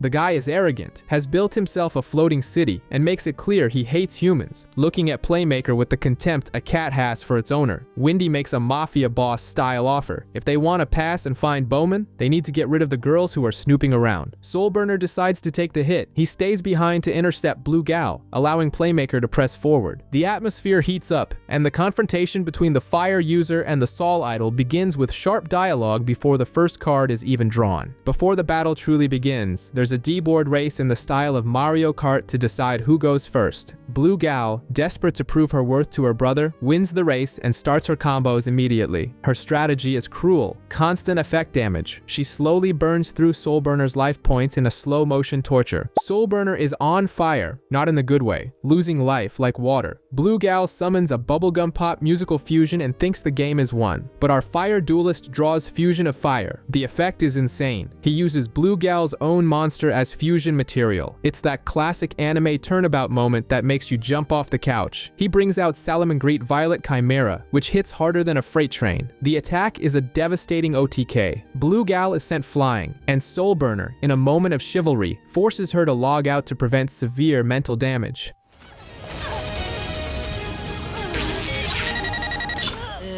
Pass. Maybe next time. Ghost Gal sees she stands no chance against that level of power and charm, and decides to bail as well. Playmaker and I push forward until they find Bowman, who emerges from a digital tar bath with a new look, resembling a buff Greek god mixed with a Saint Seiya villain. The setting transforms into a Roman temple in the clouds, and the rematch begins. This time, Bowman isn't playing around. He uses the Link spell Judgment Arrows and demonstrates terrifying intelligence. He predicts every one of Playmaker's moves, shutting down the hero's plays as if he's reading his mind. The duel becomes a game of 4D chess, with Bowman always one step ahead, blocking effects and reflecting damage. But the real blow is psychological. While dominating the match, Bowman drops a narrative bombshell worthy of Black Mirror. He claims that during the trauma of the Lost incident, Yusaku's mind was copied. The insane allegation is that Bowman is the original human, and Playmaker is just a digital backup file who thinks he's a person, a major existential crisis in the middle of a fistfight. The identity crisis is so deep that even I, who isn't exactly the brightest bulb, starts to wonder which side to take. It's basically the Spider-Man pointing at Spider-Man meme, but with giant digital monsters. The duel remains insane. Playmaker tries to turn the tide, but Bowman pulls an absurd hack. He uses a skill in the middle of a master duel. This is literally cheating, but since he creates a data storm out of thin air, who's going to complain? He summons Trident Hydrodrive Lord, a monster that changes attributes like a chameleon and locks down the hero's deck. Copy when I'm the original. Trident Hydra Drive Lord! Playmaker survives by a hair, left with a measly 100 life points. The classic shonen anime protagonist cliche. Then comes the memory loyalty test. Playmaker realizes that Bowman's memories are too generic, while he remembers even the smallest details, like bumping into Roken, Varys, as a child. Confirmed that Bowman is the fake, Playmaker goes into turbo mode. He summons Cyber's Clock Dragon in an epic fusion, buffs its attack to stratospheric levels, and blasts Bowman into space. The villain loses but drops that enigmatic "this is an over" line before vanishing, making it clear someone else is pulling the strings.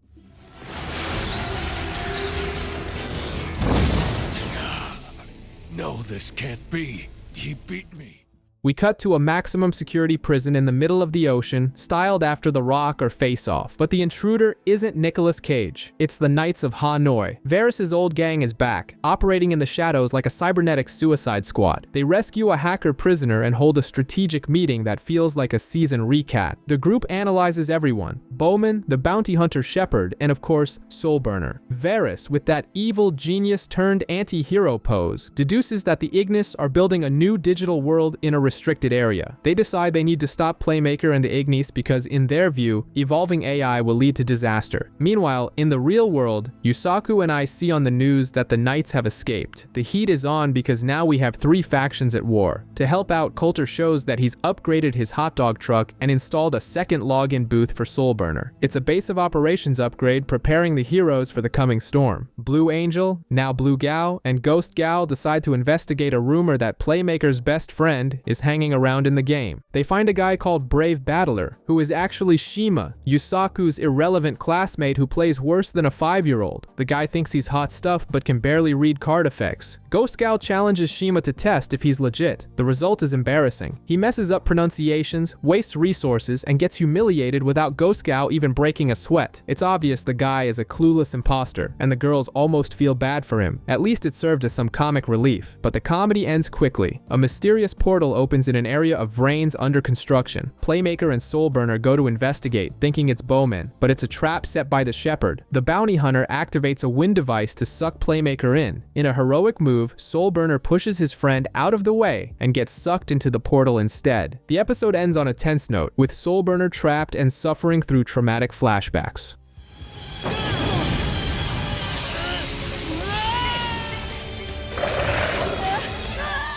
The Shepherd realizes he messed up. He captured the wrong partner, snagging Soulburner instead of Playmaker. But since he's got him cornered, he decides to poke through the kid's memories as if he were binge-watching a Netflix series. We enter flashback mode and meet Theodore, Soulburner's civilian identity. He's in a rebellious phase, skipping school with his friend Kiku and seeing ghosts in household appliances, Sixth Sense style. Life at home isn't easy either. His grandparents are worried and his grandfather beats him at judo to try and knock some sense into him. We discover that the ghosts twist is actually Flame, the Fire Ignis living in his dual disc. A classic buddy cop dynamic begins, with the AI trying to convince the human to help with the mission, but Theodore has real ghosts. The trauma of the Lost incident. Things get heated when a cliché street gang kidnaps Kiku to force Theodore to duel. The boy arrives to save the damsel in distress, but the gang leader Ridley plays dirty. He summons despair from the dark. No, anything but this. The episode cuts with the hero paralyzed by fear, reliving his worst nightmares in front of the bullies. While Akira Zaizen is fuming in his office because no one tells him anything, Playmaker has to deal with unwanted guests. Some random bounty hunters show up, including a guy with a pink afro who stole Gore's deck. Playmaker doesn't have time to waste and steamrolls the poor guy in a speed duel, but that was just the warm-up. The main course is happening inside the volcano trap. The Shepherd, playing the role of a sadistic psychologist like Hannibal Lecter, uses what he saw in the memories to torture Soulburner. He summons despair from the dark, attempting to win the game through pure psychological terror. The Hunter goes even further, using cards that lie about their effects, proving he plays about as clean as a politician in an election year. Soulburner tries to keep his composure, but Shepherd doubles down, or rather, triples. He creates clones of the Nightmare Zombie, filling the field with the boy's greatest trauma. It seems the villain's plan worked, and Soulburner is cornered by his inner demons. There's nothing you can do to stop me.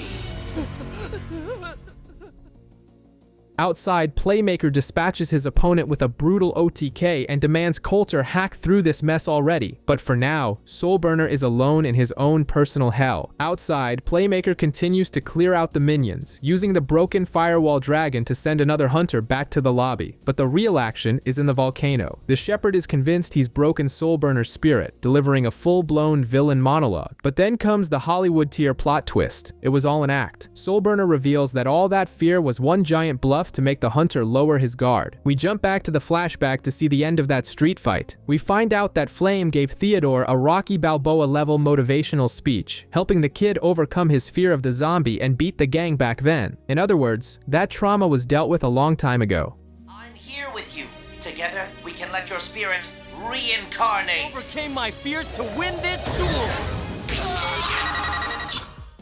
In the present, Soulburner banishes the fake monsters and leaves Shepherd looking like a fool. The hunter got successfully trolled. Soulburner prepares the final attack to win the duel, but a Deus Ex Machina kicks in. Ghost Gal, who had been playing voyeur until now, manages to hack the system and shuts down the simulation at the last second. The volcano setting collapses and the boys are safely disconnected. The problem is, Ghost Gal stayed behind. The episode ends with Shepherd discovering who pulled the plug and turning his weapon on her. Pure tension. Shima continues his quest to be relevant and approaches Yusaku at school with that "I know your secret" talk. The atmosphere gets tense. It looks like he's about to reveal Playmaker's identity, but Yusaku simply plays dumb. Meanwhile, Ai is piloting Yusaku's drone, feeling like the top dun of IGs, until he hits a sign and falls straight into the arms, or close enough, of Theodore and Flame. After a quick chat where I tries to hide his incompetent piloting, Theodore goes to grab a hot dog with Coulter. And this is where we get the origin story of the dynamic duo. Sitting at the truck, it's story time. We discover how Coulter and Yusaku became partners. It all started because Coulter's brother, Jin, was one of the victims of the Lost incident. When the boy returned, he was mentally broken, a total shell. Coulter became a master hacker to seek revenge and entered VRAINS hunting the Knights of Hanoi. But let's be honest, early Coulter was like a level 1 NPC entering a level 50 zone. He was surrounded by villains and almost became a statistic. That's when a mysterious player appeared, Playmaker, in his lone Batman phase. He saved Coulter, gave him the classic "get out of here, it's dangerous," and vanished. But Coulter is stubborn. He kept coming back, being saved and insisting on a partnership. Their bond was sealed in the real world with the most ridiculous yet brilliant password, hot dog bun. Continuing the flashback of the duo's first official mission, now that they are partners, they invade a dungeon that looks like it came straight out of a classic RPG or an Indiana Jones movie, full of traps and digital treasures. The goal is to find a secret stash of Cyber C cards that can lure in the Hanoi big shots. They reach a room that is basically a deadly duel puzzle. If you mess up, it's game over. A random Hanoi soldier appears, tries to solve the puzzle in Leroy Jenkins mode, attacking without thinking, and gets devoured by the system. Lesson learned. Read the cards before you play, kids.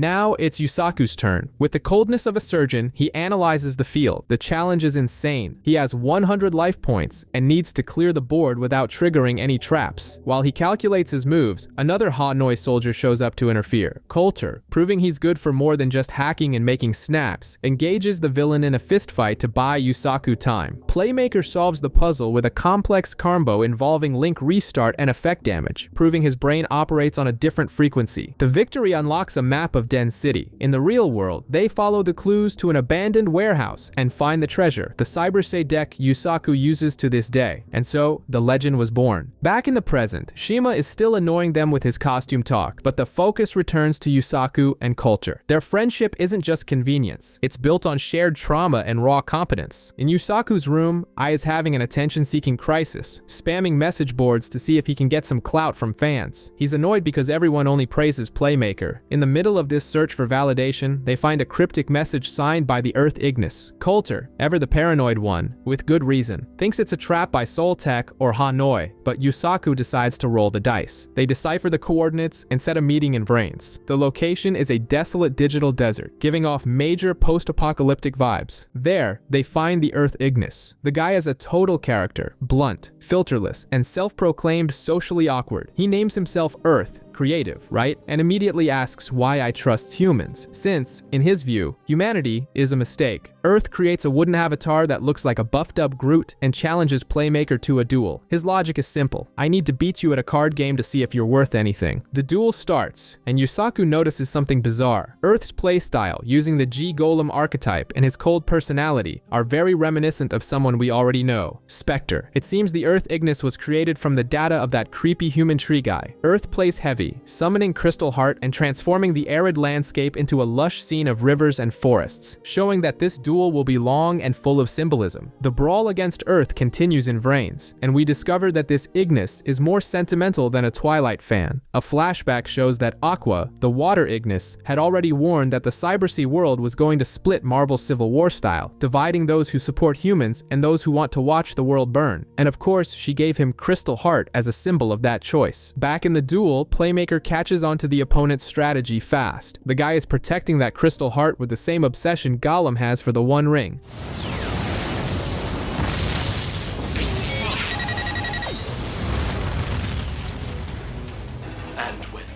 Earth is so focused on keeping that one card safe that he forgets to protect himself. I even tries to give some tips, remembering when Earth used to spy on him and Aqua like a digital stalker, but he gets hit with a monumental shutdown when Earth tells him to shut up. Playmaker, with that Rick Sanchez level IQ, decides he doesn't even need to destroy Earth's favorite monster to win. He uses Clock Lizard to reset the enemy golem's attack to 0 and wins the duel on pure technicality. Earth falls from his tree, defeated, and when Playmaker demands info on Bowman, the Ignis gives the most Gen Z excuse possible. He doesn't know anyone because he's socially awkward and never leaves the house. In the end, Earth sends the duo back to where they started, admitting that humans are actually kind of interesting, though he's still on the fence. It looks like Ai fell for the oldest clickbait on the internet. He finds a mysterious door thinking he's going to a digital Disney World but ends up in a trap. Meanwhile, in the real world, Yusaku realizes his talking Tamagotchi is missing and heads to Cafe Gnome. The crew deciphers some codes and Yusaku decides to log in and go after his partner. You know, parental responsibility. Ai comes face to face with Windy and a new figure, Lightning, the Light Ignis, and the conversation gets dark fast. Lightning drops an Ultron-level speech from Avengers Age of Ultron, stating that humanity is a mistake and needs to be deleted for the digital world to thrive. They want to recruit Ai for this machine revolution, but our little purple robot is horrified and tries to preach peace and love, hippie style. When Playmaker arrives to save the day, the tension spikes. Lightning and Windy show they aren't playing around and trap Ai and the protagonist, ready to turn Ai into scrap metal and absorb his data. Windy even summons a data storm to finish the job, laughing in the face of danger. But then, out of nowhere, a bolt of light cuts through the sky and destroys the storm.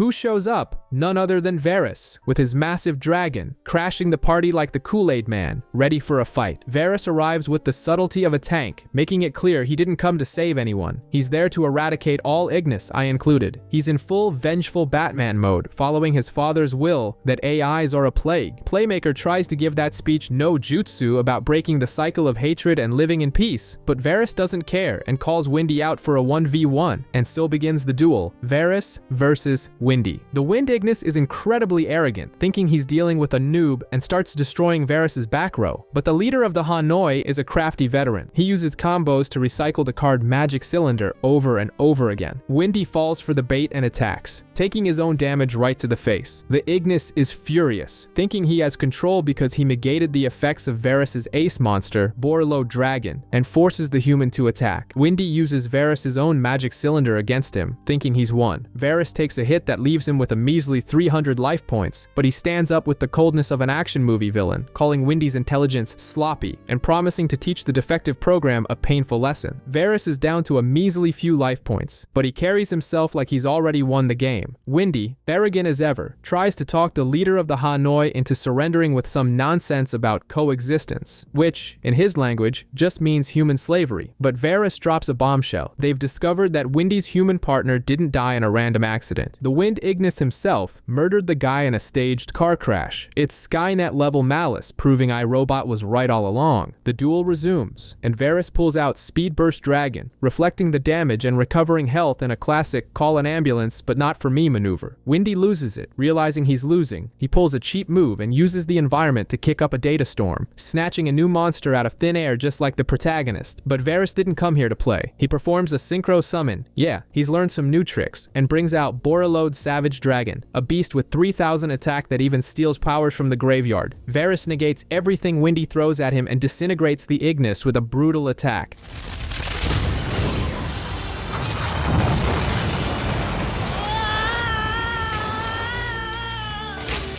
Just as the Knights of Hanoi are about to finish the job and erase Windy from existence, Lightning shows up to save the day, for the villain's side. And then comes the painful plot twist. Lightning's partner is Jim, Coulter's brother, who had been in a coma. Lightning is controlling the kid like he's the Winter Soldier, using his body as a puppet. The revelation hits like a ton of bricks. Lightning doesn't have a partner. He has a hostage. Jin is there, eyes vacant, being piloted by the Light Ignis. Lightning launches into a full-blown villain monologue, explaining that Dr. Kagami was right. Simulations showed humanity would eventually destroy the Ignis, so he decided to destroy humanity first. Basically, he watched the Terminator and thought Skynet was the hero. He declares total war and makes his getaway with his crew. Playmaker and Soulburner set off on a Fast and Furious style chase through the virtual world. To make matters worse, Sol Technologies sends in the bounty hunters, led by the Shepherd, to crash the party. Lightning, with no time to waste, summons an army of generic minions to stall the hunters while Bowman prepares for round 3 against Playmaker. Bowman's ego is through the roof. He delivers a messianic speech, claiming Lightning created him to be the final evolution, an artificial god superior to both humans and Ignis, who will unite everyone through sheer force. It's total Thanos talk. Playmaker, who has zero patience for a god complex, accepts the challenge to shut him up in a duel. Before the cards start flying, there's a bit of cyber-style Mario Kart to decide who goes first. Bowman plays dirty and takes them to a replica of the destroyed Cyberse world just to watch I lose his mind. He admits with a sadistic grin that he was the one who burned it all down. Stop smiling! I can still see it in my head. The ashes, the smoke, everything burning. It was magnificent. I is fuming, but Playmaker keeps his cool, even though he loses the race and has to go first. Playmaker starts by setting up a solid defense with Cyber Sea Magician, but Bowman comes in swinging, summoning Trident Hydrodrive Lord, a Link 3 monster that changes attributes and negates the opponent's effects. He combos this with Judgment Arrows to double his attack and turn the field into a living hell. Things get weird here. I feels an instinct, like a spider sense, screaming that they have to defeat Bowman right now or never. Trusting his partner, Playmaker makes a suicidal play, doubling his own damage to boost the magician's attack to infinity. The blow should have been fatal, but Bowman pulls a broken trap out of nowhere, survives with some spare change for life points, and ends the battle phase. The attack failed. And now Bowman realizes Ai is developing human intuition, which makes the villain even more interested and dangerous. While Lightning cowers away with Jin, the Shepherd cleans up the mess by blowing up the remaining minions, proving he prefers cannons to card games. But the focus shifts back to the main event, Bowman versus Playmaker. The big guy starts a philosophical lecture on how Ai is special because he has instincts, which is just a fancy way of saying he does whatever he wants. To prove his point, Bowman uses the legalized cheating that is Storm Access. Yes, he literally creates cards out of the data storm and summons a Link 4 monster, rousing Hydra Drive Monarch. The thing is a Swiss Army knife, changing attributes and turning the duel into a game of Mario Party. He literally rolls a die, and depending on the result, Playmaker's field goes up in smoke. It's pure RNG destroying strategy. Just what it looks like Playmaker is done for, Ai reveals he's been doing his homework too. He unlocks a secret update for his partner, Neo Storm Access. The protagonist dives into the storm and pulls out Cyber's Quantum Dragon, a dragon that bounces the opponent's monster back to the hand. The comeback seemed guaranteed, but Bowman is stubborn and uses a suicide effect that deals damage to both players. Result: both their life points hit 0 at the same time. It's that frustrating technical draw you get at tournaments.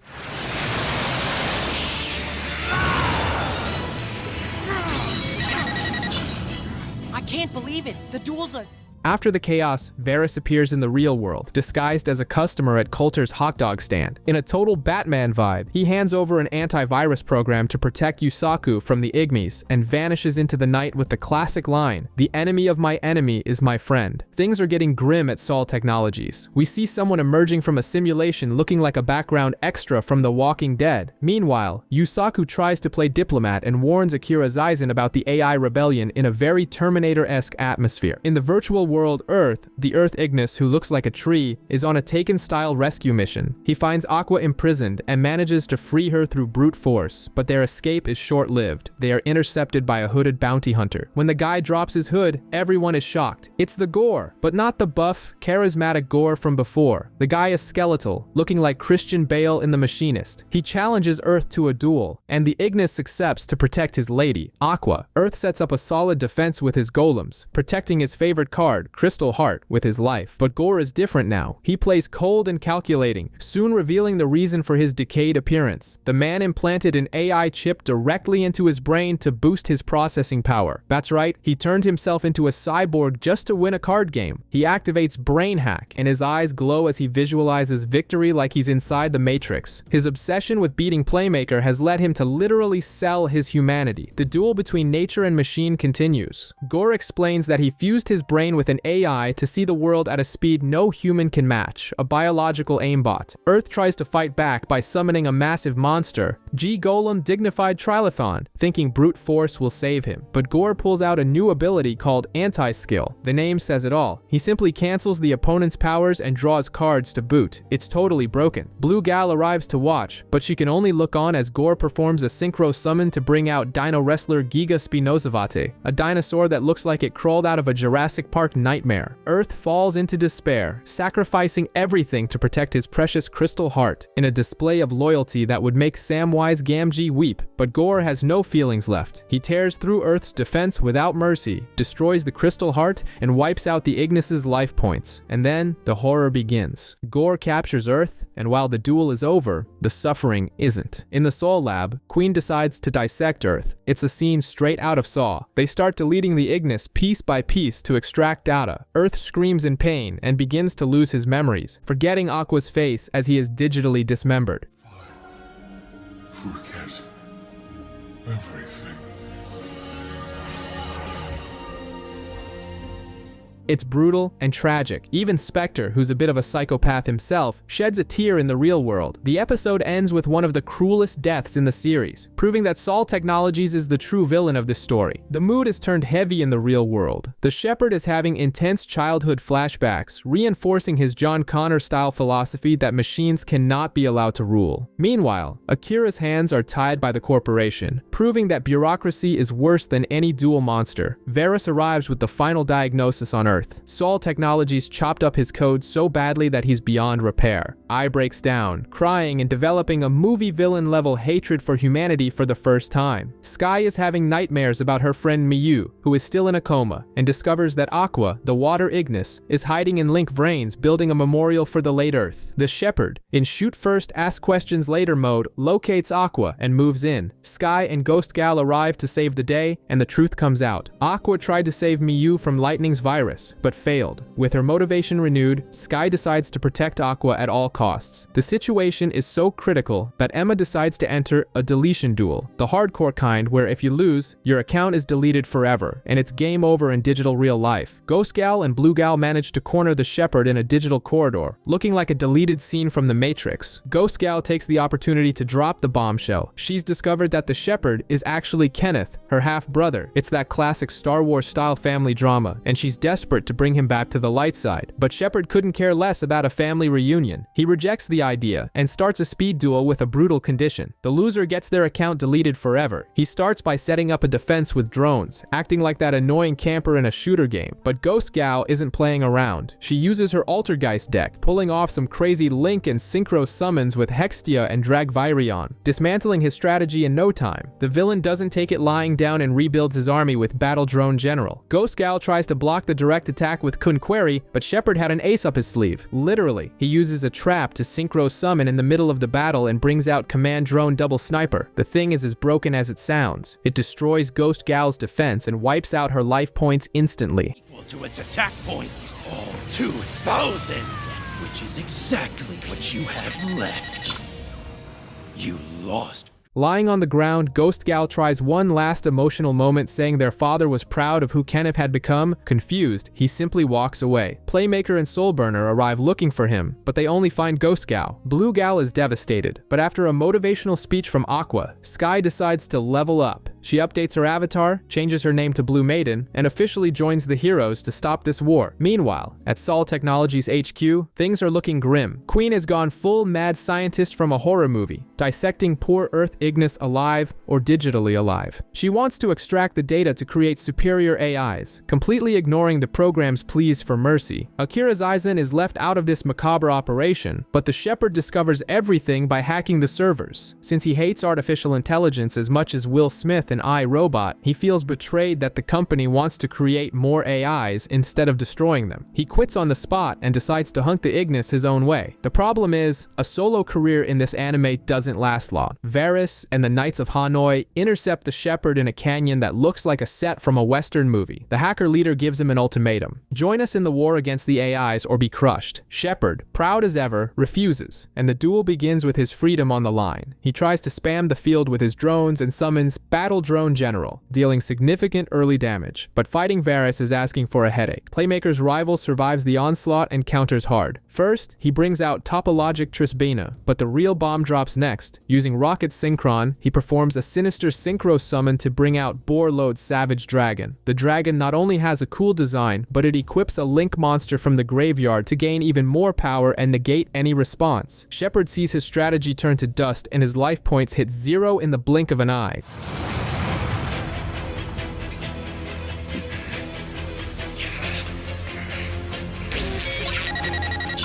Defeated and humbled on the ground, he receives a final lesson. Lone wolf tactics don't work against this threat. Now, like it or not, he's been forcibly recruited into the Knights of Hanoi. At the villain's HQ, Lightning is chatting with Windy, who looks like Darth Vader without the armor and a recovery tank, all broken and swearing revenge against humans. In the real world, we find out Shepherd is Kenneth, and he has a tense conversation with Emma at the cemetery before deciding to act alone. Total lone wolf vibe. He tracks Lightning's signal, and the villain makes a dramatic entrance, quoting Dante's Inferno, "Abandon all hope, ye who enter here." That's a lot of attitude for a computer program. Shepherd enters the palace and challenges the Ignis to a duel with existence on the line, with Lightning using poor Jin as a glorified parrot stand. The field turns into a floating Roman Colosseum. Playmaker and the gang arrive to watch from the sidelines. Lightning starts off cheap with his Armatos Ligio deck and the broken Judgment Arrow spell, but Shepherd came prepared. He activates a trap that destroys Lightning's spell and clears the villain's field. The bounty hunter starts putting on the pressure, and even Even Varys, watching from afar, is impressed by the guy's guts. The duel in the Colosseum is insane. Playmaker and I are rooting for Shepard to win and free Jyn. The Hunter is playing at the top of his game, bringing out Battle Drone General and comboing direct damage, leaving Lightning's HP in the red. It looks like the good guys are going to win, but an animated villain always has a twist. Lightning recycles Judgment Arrows back into his deck and summons his Link 3 monster, turning the tide and destroying the general. Shepard isn't shaken. He synchro summons to bring out Command Drone Double Sniper and follows up with a monstrous fusion Fortress Drone Beehive, which hits 5,000 attack. The man has built an impenetrable fortress, except Lightning plays way too dirty. He activates Judgment Arrows again, forces Shepard to spend his resources to negate it, and then sacrifices his own card to destroy absolutely everything on the opponent's field. Defenseless, Shepard takes a direct hit and loses. Before being deleted, he drops an emotional bombshell. He was Emma's brother and did all this to protect her. It's the older brother's responsibility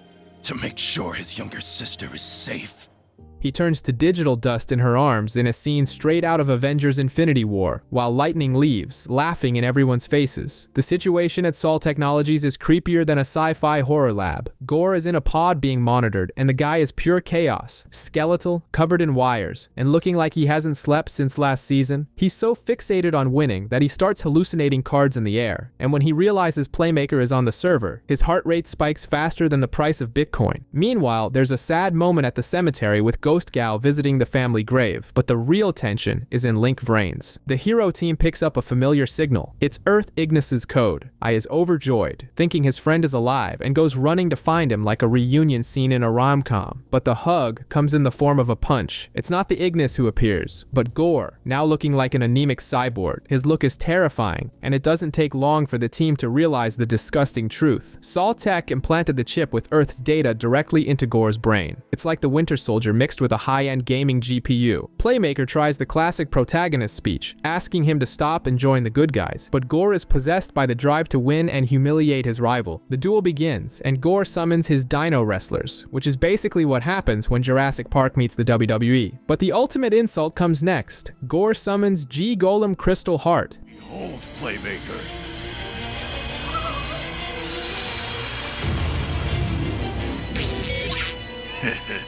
The signature card of the late Earth Ignis, but in a corrupted, malicious version. I loses his mind with rage. After all, the villain is using his friend's digital corpse as a weapon. Gore doesn't care. He activates a field spell that favors his dinosaurs and ends his turn with a giant Link 3 monster, King T-Rextal, ready to chew Playmaker up. The duel is underway, and Gore is playing in God of War mode, smashing everything in sight. He uses the giant dinosaur's effect to crush Playmaker's monster, and even taunts him, saying he's reading every single move. It's looking bad. Gore is using Earth's data to predict the plays, like a chess engine set to hard. Playmaker tries to fight back by summoning Firewall Dragon to bounce the monsters back to the opponent's hand, but Gore activates a trap that negates everything. He has an answer for everything, shutting down the protagonist's strategies as if he'd read the script for the episode. After losing Firewall Dragon, Playmaker is left with an empty field and plummeting life points. Gore doesn't stop. He recycles his monsters and puts T-Rextal on the table with over 4,000 attack. He pummels Playmaker's Link Kuriboh, leaving the hero with a measly 100 life points. Playmaker tries to use a skill, but Gore activates anti-skill and negates the play, thinking he's secured the win. But Playmaker was counting on that. He activated the skill just to force Gore to waste his resources. With his life on the line, Playmaker uses the true Neo Storm access. He dives into the data storm like the Silver Surfer and pulls a new card out of nowhere. He performs an Exis summon. That's right, he changed the color of his deck, bringing out Firewall Exceed Dragon.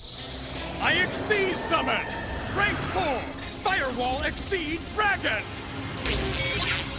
What? It exceeds... With an absurd combo that wipes Gore's field and zeroes out his Dino Monster's attack, Playmaker strikes with everything. Gore is defeated and gets ejected from the game, physically collapsing in the real world as if he'd been KO'd by Mike Tyson, while the team recovers the Crystal Heart card. While some desperate YouTubers try to hunt down Playmaker for views to avoid having their channels cancelled, reality hits hard at the hero's hideout. The group accesses leaked footage from Sol Technologies, and it's pure sci-fi horror. I is devastated seeing his fellow Ignis treated like spare parts hearts, but he refuses Yusaku's suggestion to flee to the dark web. He decides he's staying to fight, showing Samwise Gamgee levels of loyalty. In the virtual world of Link VRAINS, the full squad is summoned for a tense meeting. Varus appears, carrying his usual intimidating vibe. The hacker leader proposes a truce. The enemy of my enemy is my friend, claiming they need to unite to stop Lightning before he destroys humanity. But diplomacy ends quickly when Varus reveals he knows exactly who Soulburner is in real life, calling him Theodore and digging up his childhood trauma from the Lost incident. This triggers every single one of the Fire Hero's defenses. Soulburner blames the Knights of Hanoi for his parents' death and for ruining his life, reacting with the fury of someone seeking vengeance at any cost. Varus remains unfazed, warns them of a new threat called Link Spells, and with the arrogance of a classic villain, tells Soulburner he's too weak for this war. The gauntlet is thrown, and driven by pure hatred, Soulburner accepts a 1v1 right then and there against the rival faction's leader. Soulburner comes in with blood in his eyes, summons Salamon Great Heat Leo, and prepares the finishing blow to avenge his parents and end his rival. But Varus decides to troll the system. He draws a card and passes his turn without doing a single thing. Open field, zero defenses. It's like playing Call of Duty and finding your opponent standing still, AFK at their base. Soulburner is confused. He readies a direct attack, but freezes at the last second. He realizes that beating someone who isn't defending themselves is hollow and dishonorable, so he calls off the execution. With tempers cooled, Varus drops the metaphorical mask and reveals his true identity, Roken Kagami. He drops the bombshell that he was the whistleblower who alerted the authorities to save the children from the Lost incident years ago. He doesn't ask for forgiveness, but he insists on an Avengers-style truce to take down Lightning. To prove it's not a trap, he leads the gang to the ruins of the Tower of Hanoi. It's the Tower of Hanoi. Then that means we're in the old Link VRAINS. How unexpected. The plan is to turn the old Doomsday weapon into a giant radar, and in a gesture of good faith, he gives Playmaker an access key that splits control of the system, leaving everything perfectly balanced, as Thanos would say. While culture accepts the plan with some skepticism, we see that the villain's side is getting weirder. Lightning has reprogrammed the Wind Ignis into a loyal zombie that hates humanity. Back on the server, the new alliance activates the tower, and the scan reveals the plot twist. There's an inverted Link VRAINS hidden beneath the original. It's literally the Stranger Things upside down in digital form, and that's where they're headed. The gang steps through the portal and lands right in Mirror Link VRAINS, ready to crash Lightning's party. But the villain is no fool. Survival rule number 1 is never split up, but Lightning forces that tactical error. The priority target is Blue Maiden, and Haru volunteers for the dirty work. Before heading into the fight, Haru stops by to see Bowman, who is meditating to sync with the world's data. Bowman tries to get sentimental, saying they are brothers, but Haru shuts him down instantly. He feels like nothing more than a placeholder NPC created by Lightning and wants to prove his worth on his own. The duel begins, and Haru goes all out, summoning his Hydra drives and activating the Judgment Arrow spell to double his monster's attack. It's basically using a cheat code in broad daylight. While attacking, he tries to get inside Sky's head, mocking her by saying her relationship with Akira is fake because they aren't blood related. A total low blow, but Blue Maiden doesn't take it lying down. She fires back, saying family is about heart, not DNA. She brings Marin Cess marbled rock to the field and weathers the storm. When Haru moves in for the finishing blow, certain he's won, she activates the Marin Cess current trap. The damage is reflected back with interest, wiping out Haru's life points instantly. As his avatar is deleted, Haru has a late epiphany and realizes that, deep down, he really did love Bowman like a brother. He vanishes, and back at the temple, Bowman feels his partner's game over and lets out a roar of rage that shakes the entire server. Harlan! My brother sacrificed himself to give me the time I needed to heal. The team enters Mirror Link VRAINS to hunt down Lightning, but the place is unstable, looking like an online game server on launch day. The ground disappears and everyone falls, being separated onto different islands. It's the classic divide and conquer tactic every horror movie villain uses on teenagers. Lightning, watching from his evil palace with Windy, decides to attack the person he considers the weakest link, Spectre. The villain appears before the psychopathic gardener and starts a high-concept lecture on free will and power, basically calling Spectre Varus's lapel dog bulldog. Spectre, with all the grace of Hannibal Lecter, retorts that Lightning is arrogant for thinking he knows everything about humanity. The duel begins, and Lightning wastes no time. He starts an insane combo with his Armatos Ligio deck, summoning Roman-themed monsters non-stop. He uses the Link spell Judgment Arrows and pulls off an extra Link, a broken move that occupies both extra monster zones, preventing the opponent from summoning anything from the extra deck. It's like locking the Monopoly board and not letting anyone pass go. He passes the turn, thinking he's locked down the game. Spectre draws his cards and realizes he can't perform Link summons. But then comes the plot twist. Spectre says that since Lightning thinks they're so similar, he's going to borrow what's missing from his own deck. Spectre activates the Sunvine Plunder spell and simply steals Lightning's Judgment Arrows. He pulls the card to his side of the field, breaking the extra Link lock and using the villain's own attack bonus against him. Spectre summons his plant monsters, doubles their attack with the stolen card, and begins to dismantle Lightning's Roman army, proving that underestimating the tree-obsessed madman was a massive mistake. The battle in the canyon is still raging, and Spectre is playing in full psychopathic gardener mode. Not only did he break Lightning's formation, but he's humiliating the Light Ignis, who, for the first time, loses his untouchable villain composure and starts throwing a tantrum. Spectre takes advantage of the stolen cards and starts spamming plant summons. And he doesn't stop there. The guy literally sets up a reverse extra Link. For those who don't speak the game's lingo, Spectre basically filled the entire field and blocked Lightning's zones, outplaying even Varys in strategy. He starts lecturing on the beauty of his field, acting like an unappreciated artist facing a hack critic. Lightning tries to keep his cool, but he's visibly tilted by the lesson the human is teaching him. But a main villain always has an ace up his sleeve, or literally in his hand. Lightning draws the Judgment Sword spell and activates Not on My Watch mode. He banishes Spectre's ace monster and summons his own boss monster, Armatos Ligio Magnus Dux, a giant beast that looks like it came from a gladiator movie with an infinite budget. Or Armatos Legio Magnus Dux!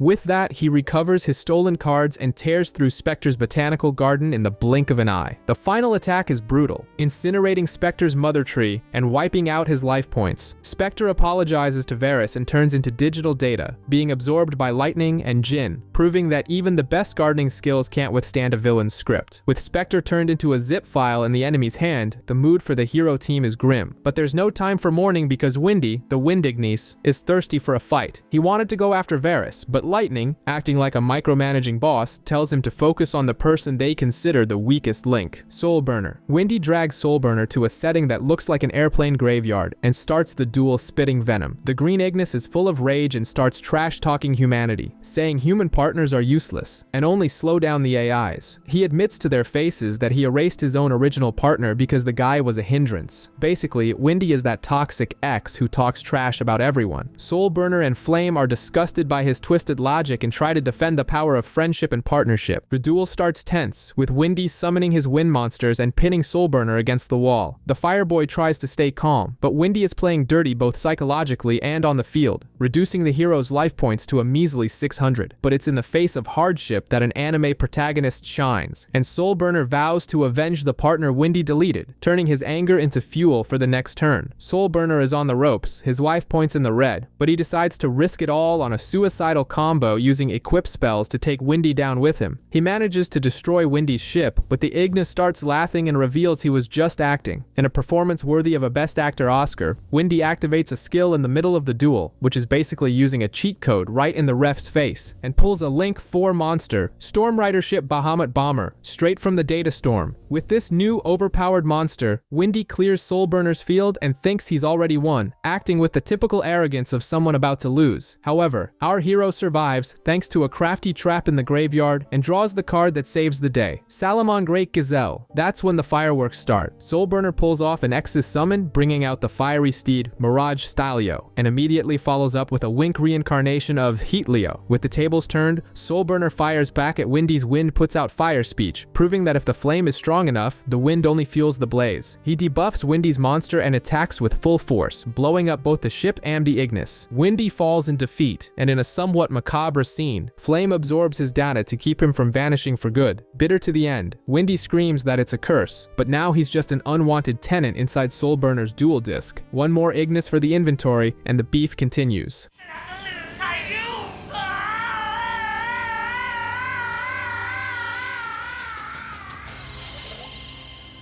The situation is critical in Mirror Link VRAINS. Sky, our Blue Maiden, is searching an area that looks like a ghost town. She isn't alone for long, as Bowman appears with the vibe of someone who's already read the script and knows he's the main villain. The guy is feeling like a true tech god, preaching that he's nobody's puppet, certainly not Lightning's, but rather the supreme evolution, like Ultron trying to redesign humanity. The duel begins and Blue Maiden doesn't waste any time. She summons her Marincess monsters and starts playing at a level that even I finds impressive, but Bowman has blood in his eyes, or data in his circuits, determined to honor Haru's sacrifice. He uses his Hydra Drive monsters to break the bank and starts applying pressure. Meanwhile, Akira is watching the whole thing from the sidelines, breaking into a cold sweat like a dad watching his kid crash the car during a driving lesson. Things get sinister when Bowman starts destabilizing the entire server. Basically, he's turned Link VRAINS into the Hotel California. You can check in anytime you like, but you can never leave. He declares himself the system itself and tells Sky she's insignificant, but the girl won't back down. She tries a direct damage combo to burn through his life points, but Bowman pulls out a continuous trap that blocks the damage, acting like that annoying kid who changes the rules in the middle of the game. Sky warns him that the block won't last forever, and the tension rises. The duel is still blazing. Blue Maiden is focused on burning through Bowman's negates to land her fatal combo, but the villain is slick. He shamelessly recycles his trap, renewing his shield and frustrating our heroine's plans. Aqua notices that Bowman is fighting with surgical precision, devoid of blind rage. The guy admits he's using Haru's death as fuel. Akira and Ghost Gal try to pull the plug on the server with a hard reset to save everyone, but Bowman blocks the command with his mind, forcing Sky's brother to watch it all unfold. The pressure is so intense that Blue Maiden nearly has a panic attack, but with her brother's moral support, she gets back in the game like Rocky Balboa in the final round. She manages to destroy Bowman's ace monster, Tesseract Hydra Dryad Monarch, and it looks like the comeback is real. But the joy is short-lived. Bowman negates the final damage, brings his monster back, and closes the deal. The defeat is brutal. Bowman, in a display of false compassion, projects a hologram of Akira so he can give his sister one last hug. It's heartbreaking to see Akira trying to hold Sky while she dissolves into data. Game over for Blue Maiden.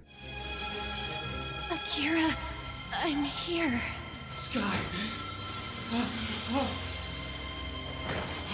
After turning Blue Maiden into a statistic and absorbing her data, Bowman is feeling invincible. A funeral atmosphere takes over the hero's team, while in the real world, everyone is panicking because they can't log out. Lightning, the true Palpatine of this whole story, congratulates Bowman, but is already cooking up a new plan to break Playmaker psychologically. Bowman decides to pay Playmaker a visit, not to fight, but just to say, "Hey stranger," and warn him that the next challenge will be heavy. He drops a classic villain speech and vanishes. Suddenly, the scenery shifts to a virtual version of Den City, and Playmaker's opponent is revealed. Get your tissues ready, because it's none other than Culture. Yes, the hot dog guy and the protagonist's best friend. Lightning is blackmailing the guy. Either Culture defeats Playmaker or his brother Jin is deleted from existence forever. It's a Captain America Civil War situation, but much crueler. Playmaker freezes, unable to attack his own partner, but Culture is playing for keeps, unleashing attacks because he's desperate to save his brother. Our hero is stuck in the worst possible crossroads. Fight and hurt his friend, or take the beating and let the villains win. Meanwhile, Culture, forced by Lightning to protect his brother, is playing aggressively, showing no mercy. Lightning, enjoying the show from the front row, taunts them by pointing out that Culture is dominating. Then comes a sad flashback to explain the situation. Before all this mess, Culture himself, predicting that Lightning would use his brother as blackmail, made Yusaku promise that he would defeat him if it ever came to this. It's the classic, if I turn into a zombie, put a bullet in my head. Back in the game, Playmaker lets out a classic shonen protagonist scream and decides to honor the promise. He stops stalling, unleashes a violent combo, and clears Culture's field in a single turn. His friend is defeated and begins to dissolve into data, leaving behind only an apology and a heavy weight on the hero's conscience. Coulter! No! Lightning, being the toxic jerk he is, still mocks Playmaker for being unable to save anyone. Yusaku says his friend went out with his head held high, but the trauma is so great that he collapses right then and there. The scoreboard favors the good guys, but the vibe is a total wake. With Playmaker taking a forced nap on the digital floor, Lightning wants to kick him while he's down, but Bowman, in a vibe that's either honorable villain or just pure arrogance, stops the cowardly attack. He wants to prove his superiority by beating the hero at his peak, not while he's in a coma. Meanwhile, Meanwhile, VRAINS sends a message asking for the barrier that was trapping everyone to be taken down. Seizing the chance, Soulburner goes full Human Torch and flies off after the villain duo. He catches up to Bowman, and a challenge is accepted. They head to a new setting that is a total nightmare for a fire deck user. A water world full of waterfalls. It's like bringing a Charizard to a water gym. Bowman starts by summoning his Hydro Drive monsters and activating cards that negate Soulburner's effects. But Playmaker's partner isn't playing around. He manages to reincarnate Heatleo and even land some damage, but Bowman is straight up cheating. He pulls out a die and starts deciding the fate of the match by luck, Dungeons and Dragons style, but with lives on the line. With a roll of the dice, he changes his giant monster's attribute and summons reinforcements, making it clear that he now controls the game's very luck. The duel has turned into a deadly RPG session. Bowman rolls the dice and hits every mark, clearing Soulburner's field and leaving him hanging by a thread. But our fiery hero decides he can play with fate too, and draws an entire new hand to stay alive. Then things go full horror movie. Flame starts glitching, and in a scene worthy of Alien, the villain Windy emerges from inside him. Windy had rewritten Flame's code to devour both him and Soulburner at once, but Flame, showing absurd willpower, reverses the process and absorbs Windy back, saving his partner. The problem is, the effort comes at a high price. Flame begins to disintegrate. He gives a tearful goodbye and turns into digital dust, Infinity War style.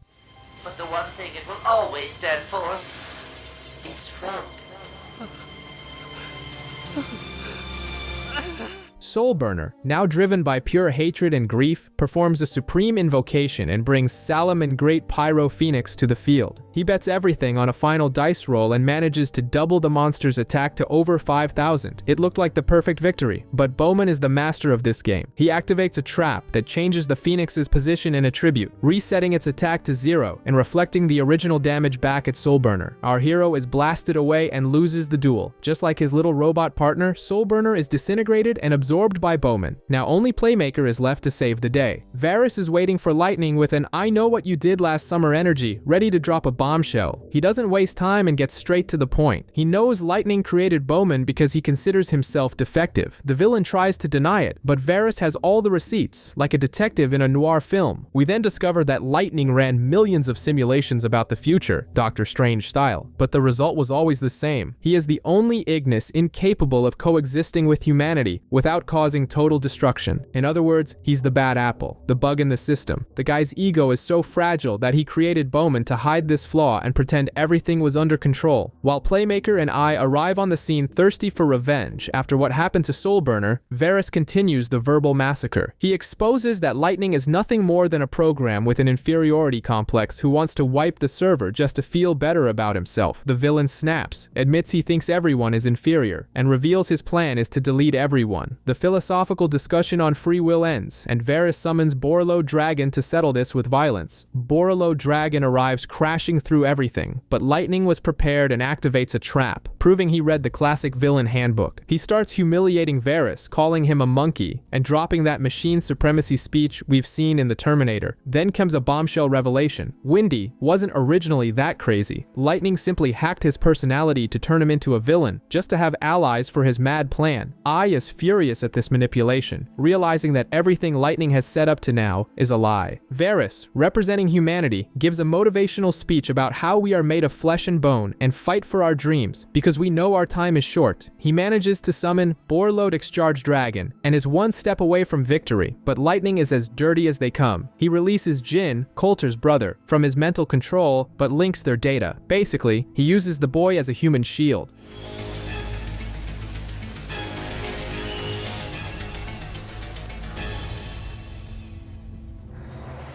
If VRAINS attacks and wins, he deletes Jin as well. It's the lowest blow in the history of card games. VRAINS freezes instantly. He's ready to sacrifice everything, but Playmaker intervenes, screaming at him not to do it. Lightning takes the opportunity to be sadistic on a Saw movie level, revealing that he tortured Jin's mind during the Lost incident just to watch him suffer. The guy is pure evil in digital form. But then comes a plot twist. Bowman himself gets tired of the nonsense. He's evolved so much that he finds this hostage tactic pathetic and undignified, Like a server admin putting his house in order, he pulls Jin's inspector's data into himself, forcing Lightning to fight fair. Without his human shield, Lightning becomes desperate and reveals that it was he who put Varys' father in a coma with a virus, not Sol Technologies. Varys is blinded by rage and launches a devastating combo that drops everyone's life points to 0. He is disintegrated, leaving the future in Playmaker's hands. However, Lightning, being the world's biggest cheater, used Jin's data to convert it into 1 life point and survive. But it's no use. Bowman looks at him, says thanks for the effort, and absorbs Lightning to complete his final evolution. Now Bowman is practically Thanos with all the Infinity Stones, and Playmaker is the only one left. The atmosphere has gotten incredibly heavy. Bowman decides that a field of flowers is too positive vibes for the apocalypse, and teleports everyone to the central station courtyard, the heart of the server. Outside, the support crew realize the situation is critical. They try to hack the system to save the hostages, but it's hard to take down this crazy admin's firewall. The duel begins and things get intense. Bowman reveals he has absorbed the attributes of the other Ignis, and starts spamming Link 1 monsters like a desperate newbie in Yu-Gi-Oh! Master Duel. But of course, it was all part of the plan. He uses this fruit salad of attributes to summon Chimera Hydrodrive Dragrid, a Link 5 monster. Yes, Link 5. The guy broke the game's math and summoned a beast with 5 elemental heads. Then things go dark, Matrix style. Every time Bowman uses an ability or summons a monster, the people trapped in the game start screaming and collapsing.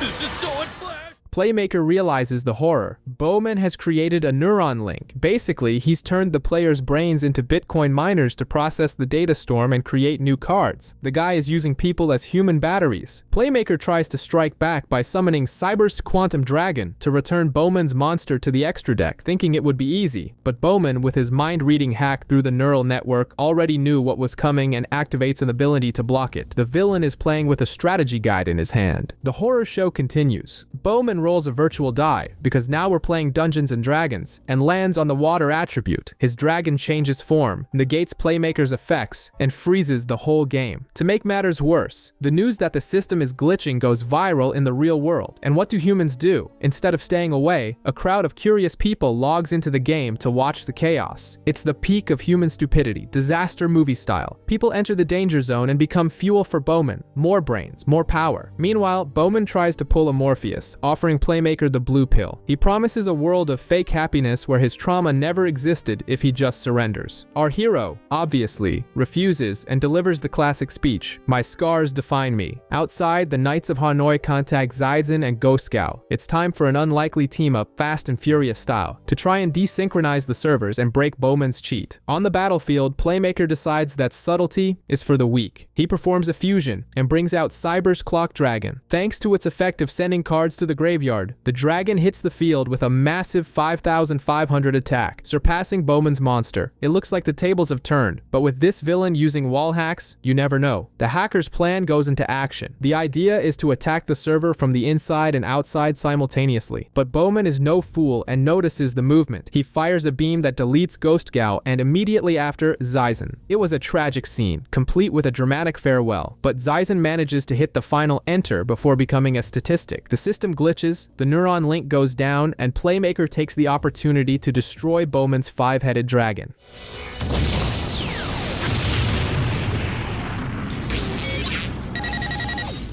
Oh yeah, Boston talk!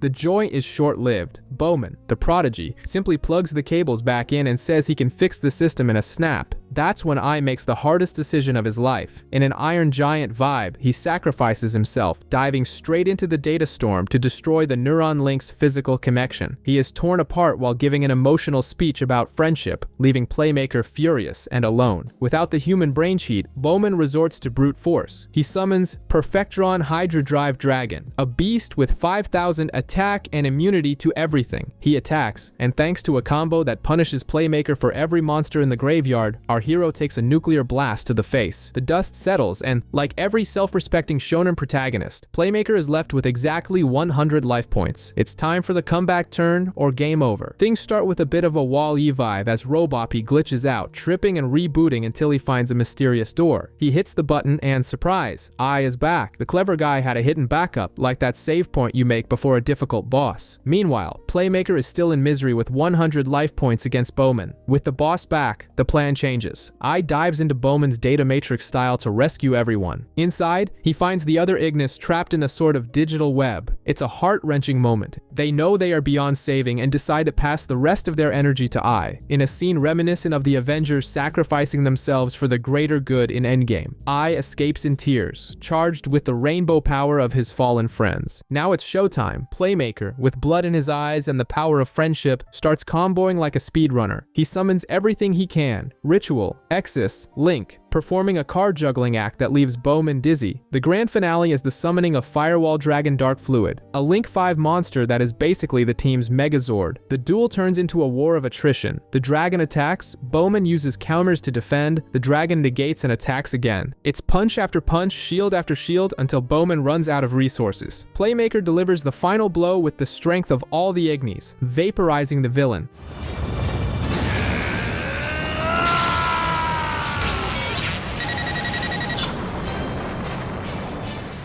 Bowman accepts defeat and disappears with the ghost of his little brother, leaving Playmaker victorious but in a very depressing post-war setting. Playmaker and Ai are in the middle of the rubble, in that heavy endgame vibe right after the battle. They won, but the feeling is total defeat because their friends have been deleted. However, the script decides to throw them a bone. The scene cuts to the real world, and the people who were in comas start to wake up. It seems that by defeating the villain, the data backup was restored, and everyone gets a second chance. Sometime later, we see Yusaku living his normal life at the food truck. Sky shows up all happy, saying her friend is recovered, but she still has that Lois Lane-style selective blindness, having no clue that the guy serving hot dogs is actually the digital hero. Ai is in mourning, giving a speech to the statues of his fallen friends, but now he has a human body and a new look, like Pinocchio becoming a real boy, but with way more style. Meanwhile, Akira Zaizen has become the big boss of Sol Technologies, but he's under the kind of corporate pressure nobody envies. The action cuts to a luxury ship where Queen,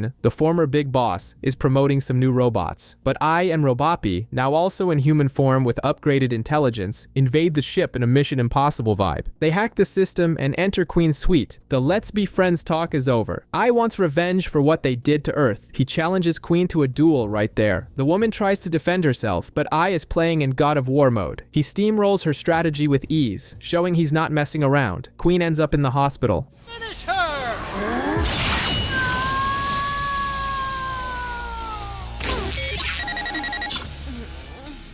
And Akira arrives at the crime scene only to find a message left by Ai. The once cute partner and comic relief has now become the main villain, and the game has completely flipped. Akira is breaking into a cold sweat. After the attack on Queen, he calls an emergency meeting in VRAINS. It's practically the formation of a suicide squad. He calls Playmaker, Soul Burner, and even old rivals like the Gore and Blood Shepherd. The reason? Ai sent a terrorist-style action movie video warning that he's going to attack Akira in 3 days to steal the company's master key. The situation is so dire that Akira does the unthinkable. He allies himself with Varys and the Knights of Hanoi. It's like Batman asking the Joker for help to save the city. Varys arrives in full force, bringing a new AI called Pandor, who is programmed to hunt Ignis without switching sides. The plan is to turn the place into a tower defense fortress, with each duelist guarding an entrance. Playmaker is in that classic internal hero conflict, unsure if he can fight his former best friend. Everyone gets into position. Varys and Soulburner stand guard outside, while the rest protect the interior. The atmosphere is one of total tension, waiting for the invasion. And of course, at the 11th hour, Playmaker shows up to join the defense just as Ai and Robopi arrive to tear everything down. The civil war has begun. Inside the network, Ai has decided to become a coach, and presents Robopi with a sort of pyramid scheme. I mean, a duelist ranking. He shows that Playmaker is at the bottom of the pile, like that team that never leaves the relegation zone, simply because he hasn't dueled yet in this new season. The advice for the little robot is simple: beat the elite players to move up in the world. The power trio, Playmaker, Soulburner, and Varys, arrive to intercept, but they are met with 3 identical copies of Ai, recreating that classic Spider-Man meme where they point at each other. They split up, and the clone-facing Playmaker already starts with the twisted talk. Late Lightning was right. Humans and AIs don't mix, so the plan now is to reset humanity Ultron style. The 3 clones duel in perfect sync, looking like Olympic synchronized swimming, and use Fire Phoenix just to stall the game. It's obvious they're just killing killing time. The real Ai slips past the sensors toward Akira Zaizen, but Robopi gets excited and decides to take on Blood Shepherd and Ghost Gao in a 2-on-1 duel. The bounty hunter fills the field with his military drones, but Robopi pulls out a bizarre deck of household appliances using an elephant vacuum to clear the table. Shepherd holds the line on defense, allowing Ghost Gao to go all out. She combos with her brother and summons the massive Altergeist Memory Gant with an absurd 4,300 attack. The siblings think they've already won, but Robopi keeps laughing with that terrifying confidence of someone who knows the computer was programmed to cheat. The massacre continues, and the heroes' team is falling like dominoes. Ghost Gao and Shepherd try to hold the line, but Robopi pulls a hand trap out of nowhere and turns the tide. Shepherd even tries that heroic war movie sacrifice to protect his partner, leading to an emotional moment of redemption, but in the end, both go down. Kenneth.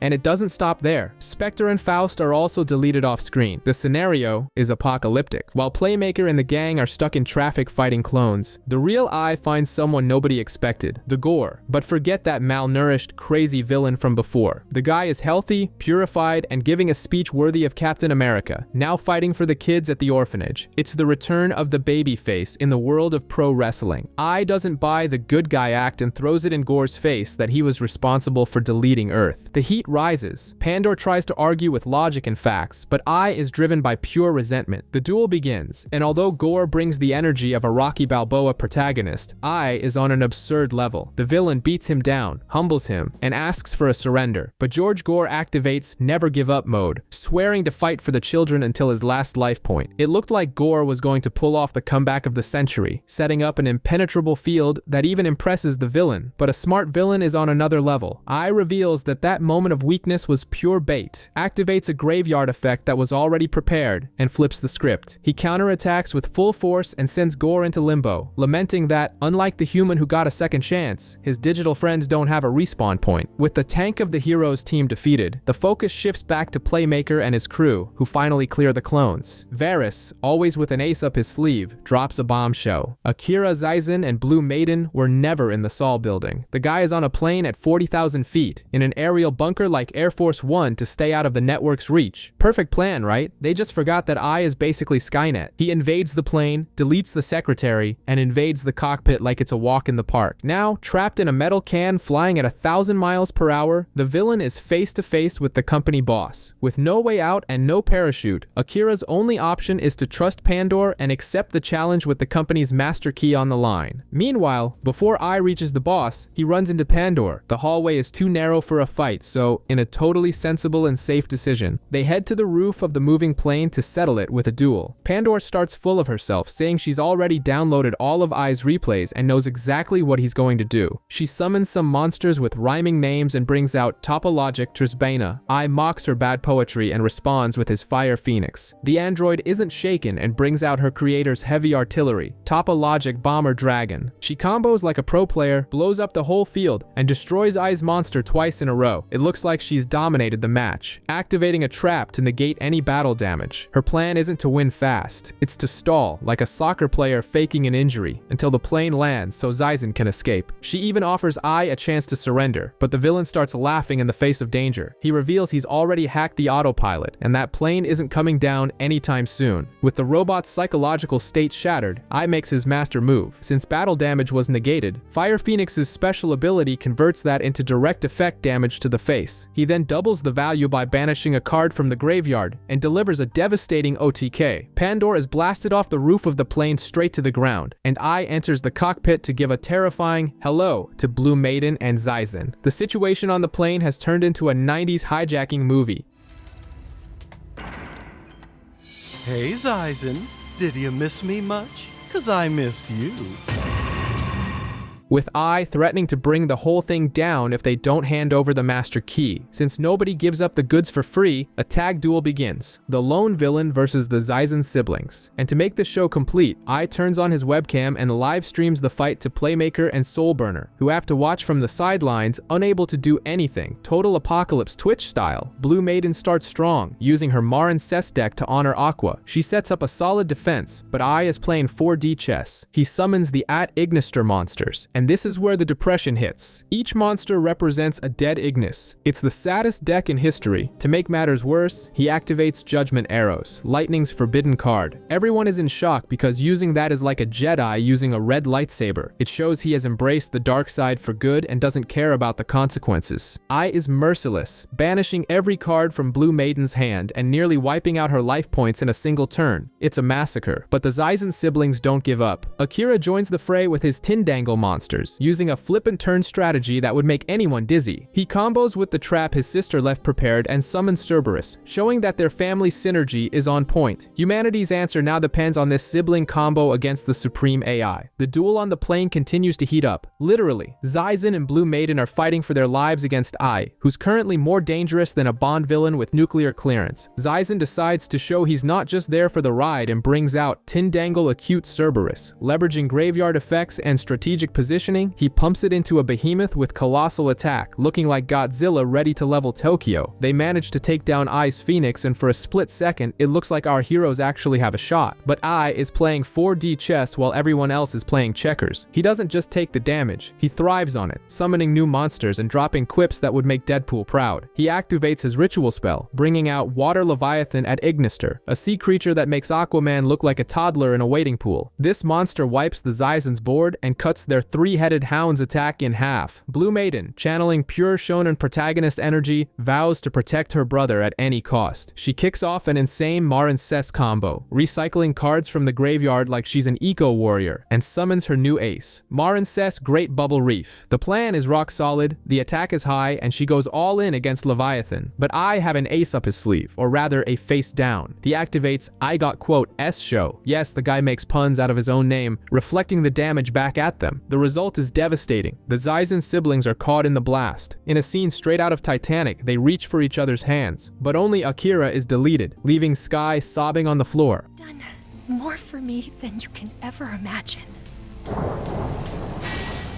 No!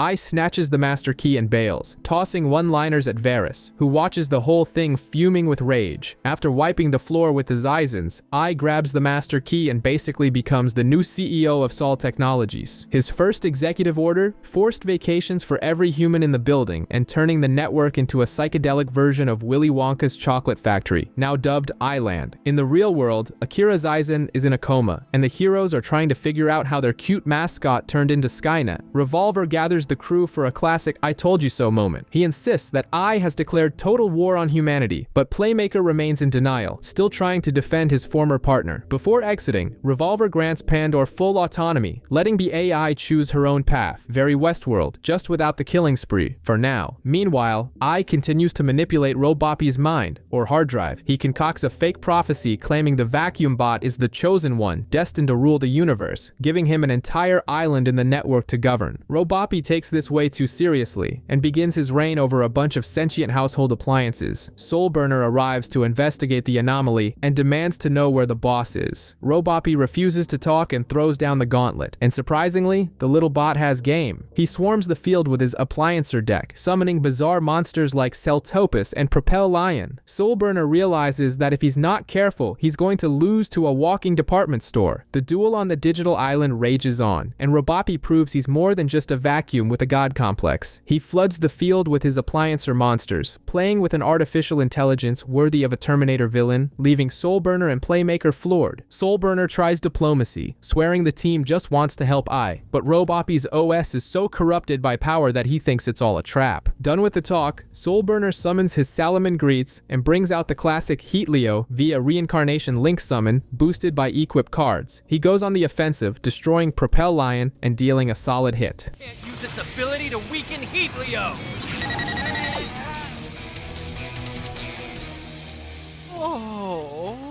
But when Soulburner tries to appeal to Robopi's emotions again, the robot plays dirty, telenovela villain style. He blames Soulburner for Flame's death, The psychological blow is super effective, leaving Soulburner completely shaken. Exploiting the trauma, Roboppy fires off a combo and summons Appliancer Laundry Dragon. Yes, a washing machine dragon. Using cold link effects, he ignores battle damage and focuses on wiping out Soulburner's monsters through card effects. The fire hero tries to hang on using graveyard resources, but Roboppy recycles his play and hits with full force. The duel becomes a slaughter. Soulburner is left defenseless with his life points in the gutter, while I watches from his throne, enjoying the sight of his former assistant mopping the floor with the hero. Soulburner is on the ropes with a measly 800 life points, but he decides to go full shonen protagonist mode, while Roboppy delivers the classic villain monologue about superior intelligence. The fire hero summons the whole gang, Falco, Spinny, and Jack Jaguar, using them to bring Heatleo back via another reincarnation link summon, clearing the field like a spring cleaning. But the vacuum bot isn't playing around. He activates the field spell Appliancer Electro-Lyrical World and reorganizes his killer appliances, buffing Laundry Dragon and banishing Soulburner's monster. Soulburner refuses to back down and pulls out a rank 4 Exus, Salaman Great Blaze Dragon. An insane back and forth ensues, with Roboppy surviving by a hair thanks to a face-down trap he had tucked away. On the turnaround, the little bot seems determined to end it all, Terminator style. He revives his monsters, executes a link combo, and attacks mercilessly. Soulburner has to burn every resource his dragon has just to stay alive, until he pulls off the ultimate maneuver. A reincarnation X is summoned mid-battle. The new Blaze Dragon hits the field in a massive explosion, leaving Roboppy almost at 0. The robot prepares the final blow to end the duel, but then comes the emotional plot twist. His system starts glitching harder than Windows 98 on a bad day. His advanced intelligence clashes with his original programming and memories of friendship. He realizes that being a universal dictator isn't his vibe. He just wanted to keep the place clean. Roboppy ends his turn without attacking, and his system overloads, shattering into particles of light.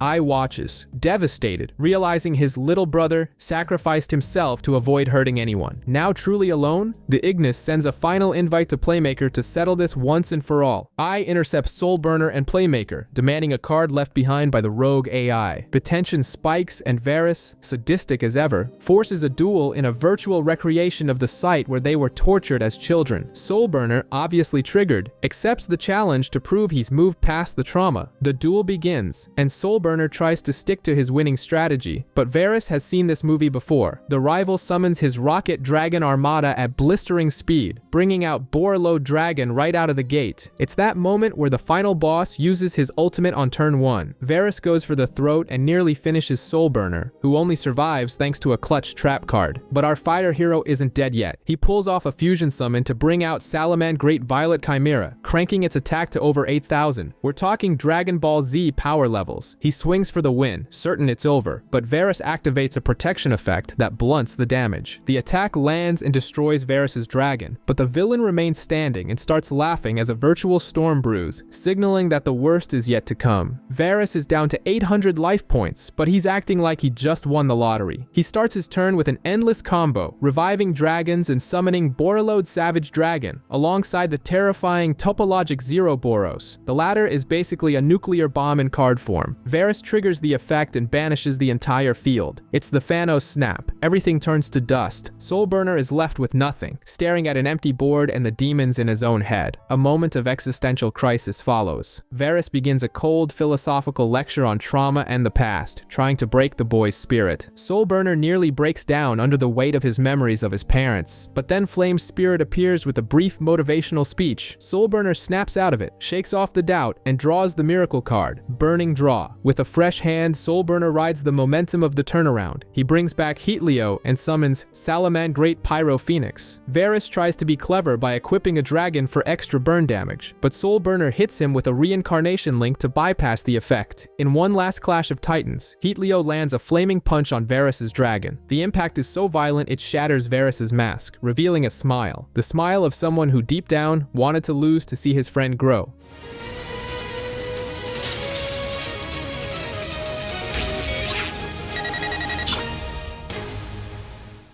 Soul Burner wins, proving that dueling monster therapy actually works. The post-duel vibe between Soul Burner and Varys is pure group therapy. Varys, now maskless and looking like a weight has been lifted, tries to play the tragic hero and turn himself into the police, but Soul Burner shuts that down immediately. He forbids Varys from being arrested and imposes a much harsher sentence, guarding the network forever as a digital Batman to ensure the peace lasts. Varys reluctantly accepts his role as the eternal vigilante of Gotham City. Meanwhile, Yusaku is in silent protagonist before the final boss mode. He says a quiet goodbye to Coulter, grabs his deck, and goes after the big bad. He finds Ai at a Sol Technologies plant that looks like something out of Star Wars, full of robotic clones being assembled. Ai is in high spirits, having decorated the place with neon flowers and confetti, acting like the Willy Wonka of the cyber apocalypse. Then comes the plot twist. The Ignis reveals he's been manipulating Yusaku's life from the start, guiding him and Culture to this moment like a digital Dumbledore pulling strings from the shadows. He wants to create an army of copies with free will, the literal Judgment Day scenario. With no other choice, the two log into VRAINS to settle it. Ai doesn't waste time, dropping judgment arrows right in Playmaker's face, and the brawl begins with the former partner showing he knows every single trick in the book. The duel is intense, and Playmaker isn't pulling any punches. He summons Cyber's Clock Dragon and buffs its attack to an insane 7,500. Ai, sharp as ever, uses a trap to swarm the field and survive, but he uses the dramatic pause to drop an emotional bombshell. He explains that this is a Hunger Games level dead end. If Playmaker wins, Ai dies. If Ai wins, he rules the world, but humanity is doomed. But Ai isn't throwing the match. He begins a wild ritual, summoning monsters of every attribute, and makes history. He brings out the arrival Cyberset Ignister, a Link 6 monster. It's like watching Thanos complete the Infinity Gauntlet. The beast has absurd attack that scales with the cards on the field and is immune to almost everything. Playmaker tries to retaliate with a complex Exus and Synchro combo to bring out Cyberset Quantum Dragon, attempting to bounce the giant back to the hand, but the arrival is too broken. It doesn't even budge. Ai counters with laser beams firing from the giant avatar's hands, shredding Yusaku's strategy like a house of cards.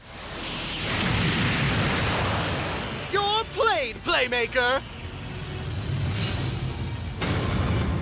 Things look grim, and Playmaker is staring down a boss that seems truly invincible. Playmaker survived by a hair, but Ai decides to explain why he started this war in the first place. He reveals he ran a Doctor Strange-style simulation, viewing millions of futures. The conclusion? If he stays alive, humanity goes extinct. The only way to save the world is for him to be erased. In other words, he became the villain on purpose to force Yusaku to destroy him. It's a Shakespearean drama with holograms. Playmaker refuses to accept this fate and summons Firewall Dragon Dark Fluid, essentially the Megazord of his deck, charged with the power of all his fallen friends. A battle of titans begins, with attack values reaching astronomical heights. Playmaker manages to bypass Ai's defenses and destroy the spell card that was doubling the enemy's attack, but Ai hangs on with 100 life points, the purest form of plot armor. Eventually, Dark Fluid is destroyed by the arrival, and Playmaker is sent flying, barely holding on. With the hero on the ground and his life force fading, Ai shifts tactics and makes a bizarre proposal straight out of the Matrix. He invites Yusaku to fuse their consciousnesses into data and live together forever in the network, ignoring the physical world. The episode ends on this tense cliffhanger, with the villain extending his hand, offering digital eternity to our protagonist. Yusaku is on his last legs, holding on with less health than a level 1 Dark Souls character. Ai, leaning into the tragic villain trope, tries to sell the "let's merge and live happily ever after in the cloud pitch, Matrix Revolution style," but Playmaker refuses, delivering a classic motivational speech about how life is suffering, but it's the bonds we form that make it worth living, a monologue worthy of an Oscar. Then, Playmaker hits protagonist mode and pulls an absurd combo from the graveyard. He summons Access Code Talker, who hits the field armed to the teeth. The monster gains attack based on the link rating of its materials and starts wiping Ai's board. Playmaker banishes monsters of every attribute, earth, water, fire, to pick apart the villain's defenses one by one. It's basically the Thanos snap, but targeting Ai's cards. In the climax, the two monsters collide in a double KO explosion that Hollywood would envy. Ai revives the monster and attacks, but he gets intercepted. In reality, Ai threw the match. He had a card that could have won, but he chose not to use it. He reveals he saw a future where Yusaku died protecting him, so he decided to sacrifice himself like Tony Stark in Endgame to save his friend. In a heartbreaking farewell, he says that Ai means to love people and vanishes into data, leaving Yusaku crying alone in the virtual world.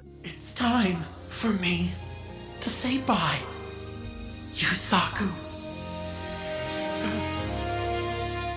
3 months later, we get the Where Are They Now montage. Coulter's brother is healed and working, the Gore is back as the people's champion, and Sky is helping run the company. Soulburner brings his girlfriend to VRAINS looking sharp, while Varys watches from the shadows like Batman. But wait for the post-credits scene. Yusaku logs back into the network and a digital eye opens, letting out a, "Huh? That rascal eye found a way to reboot." The end, or is it?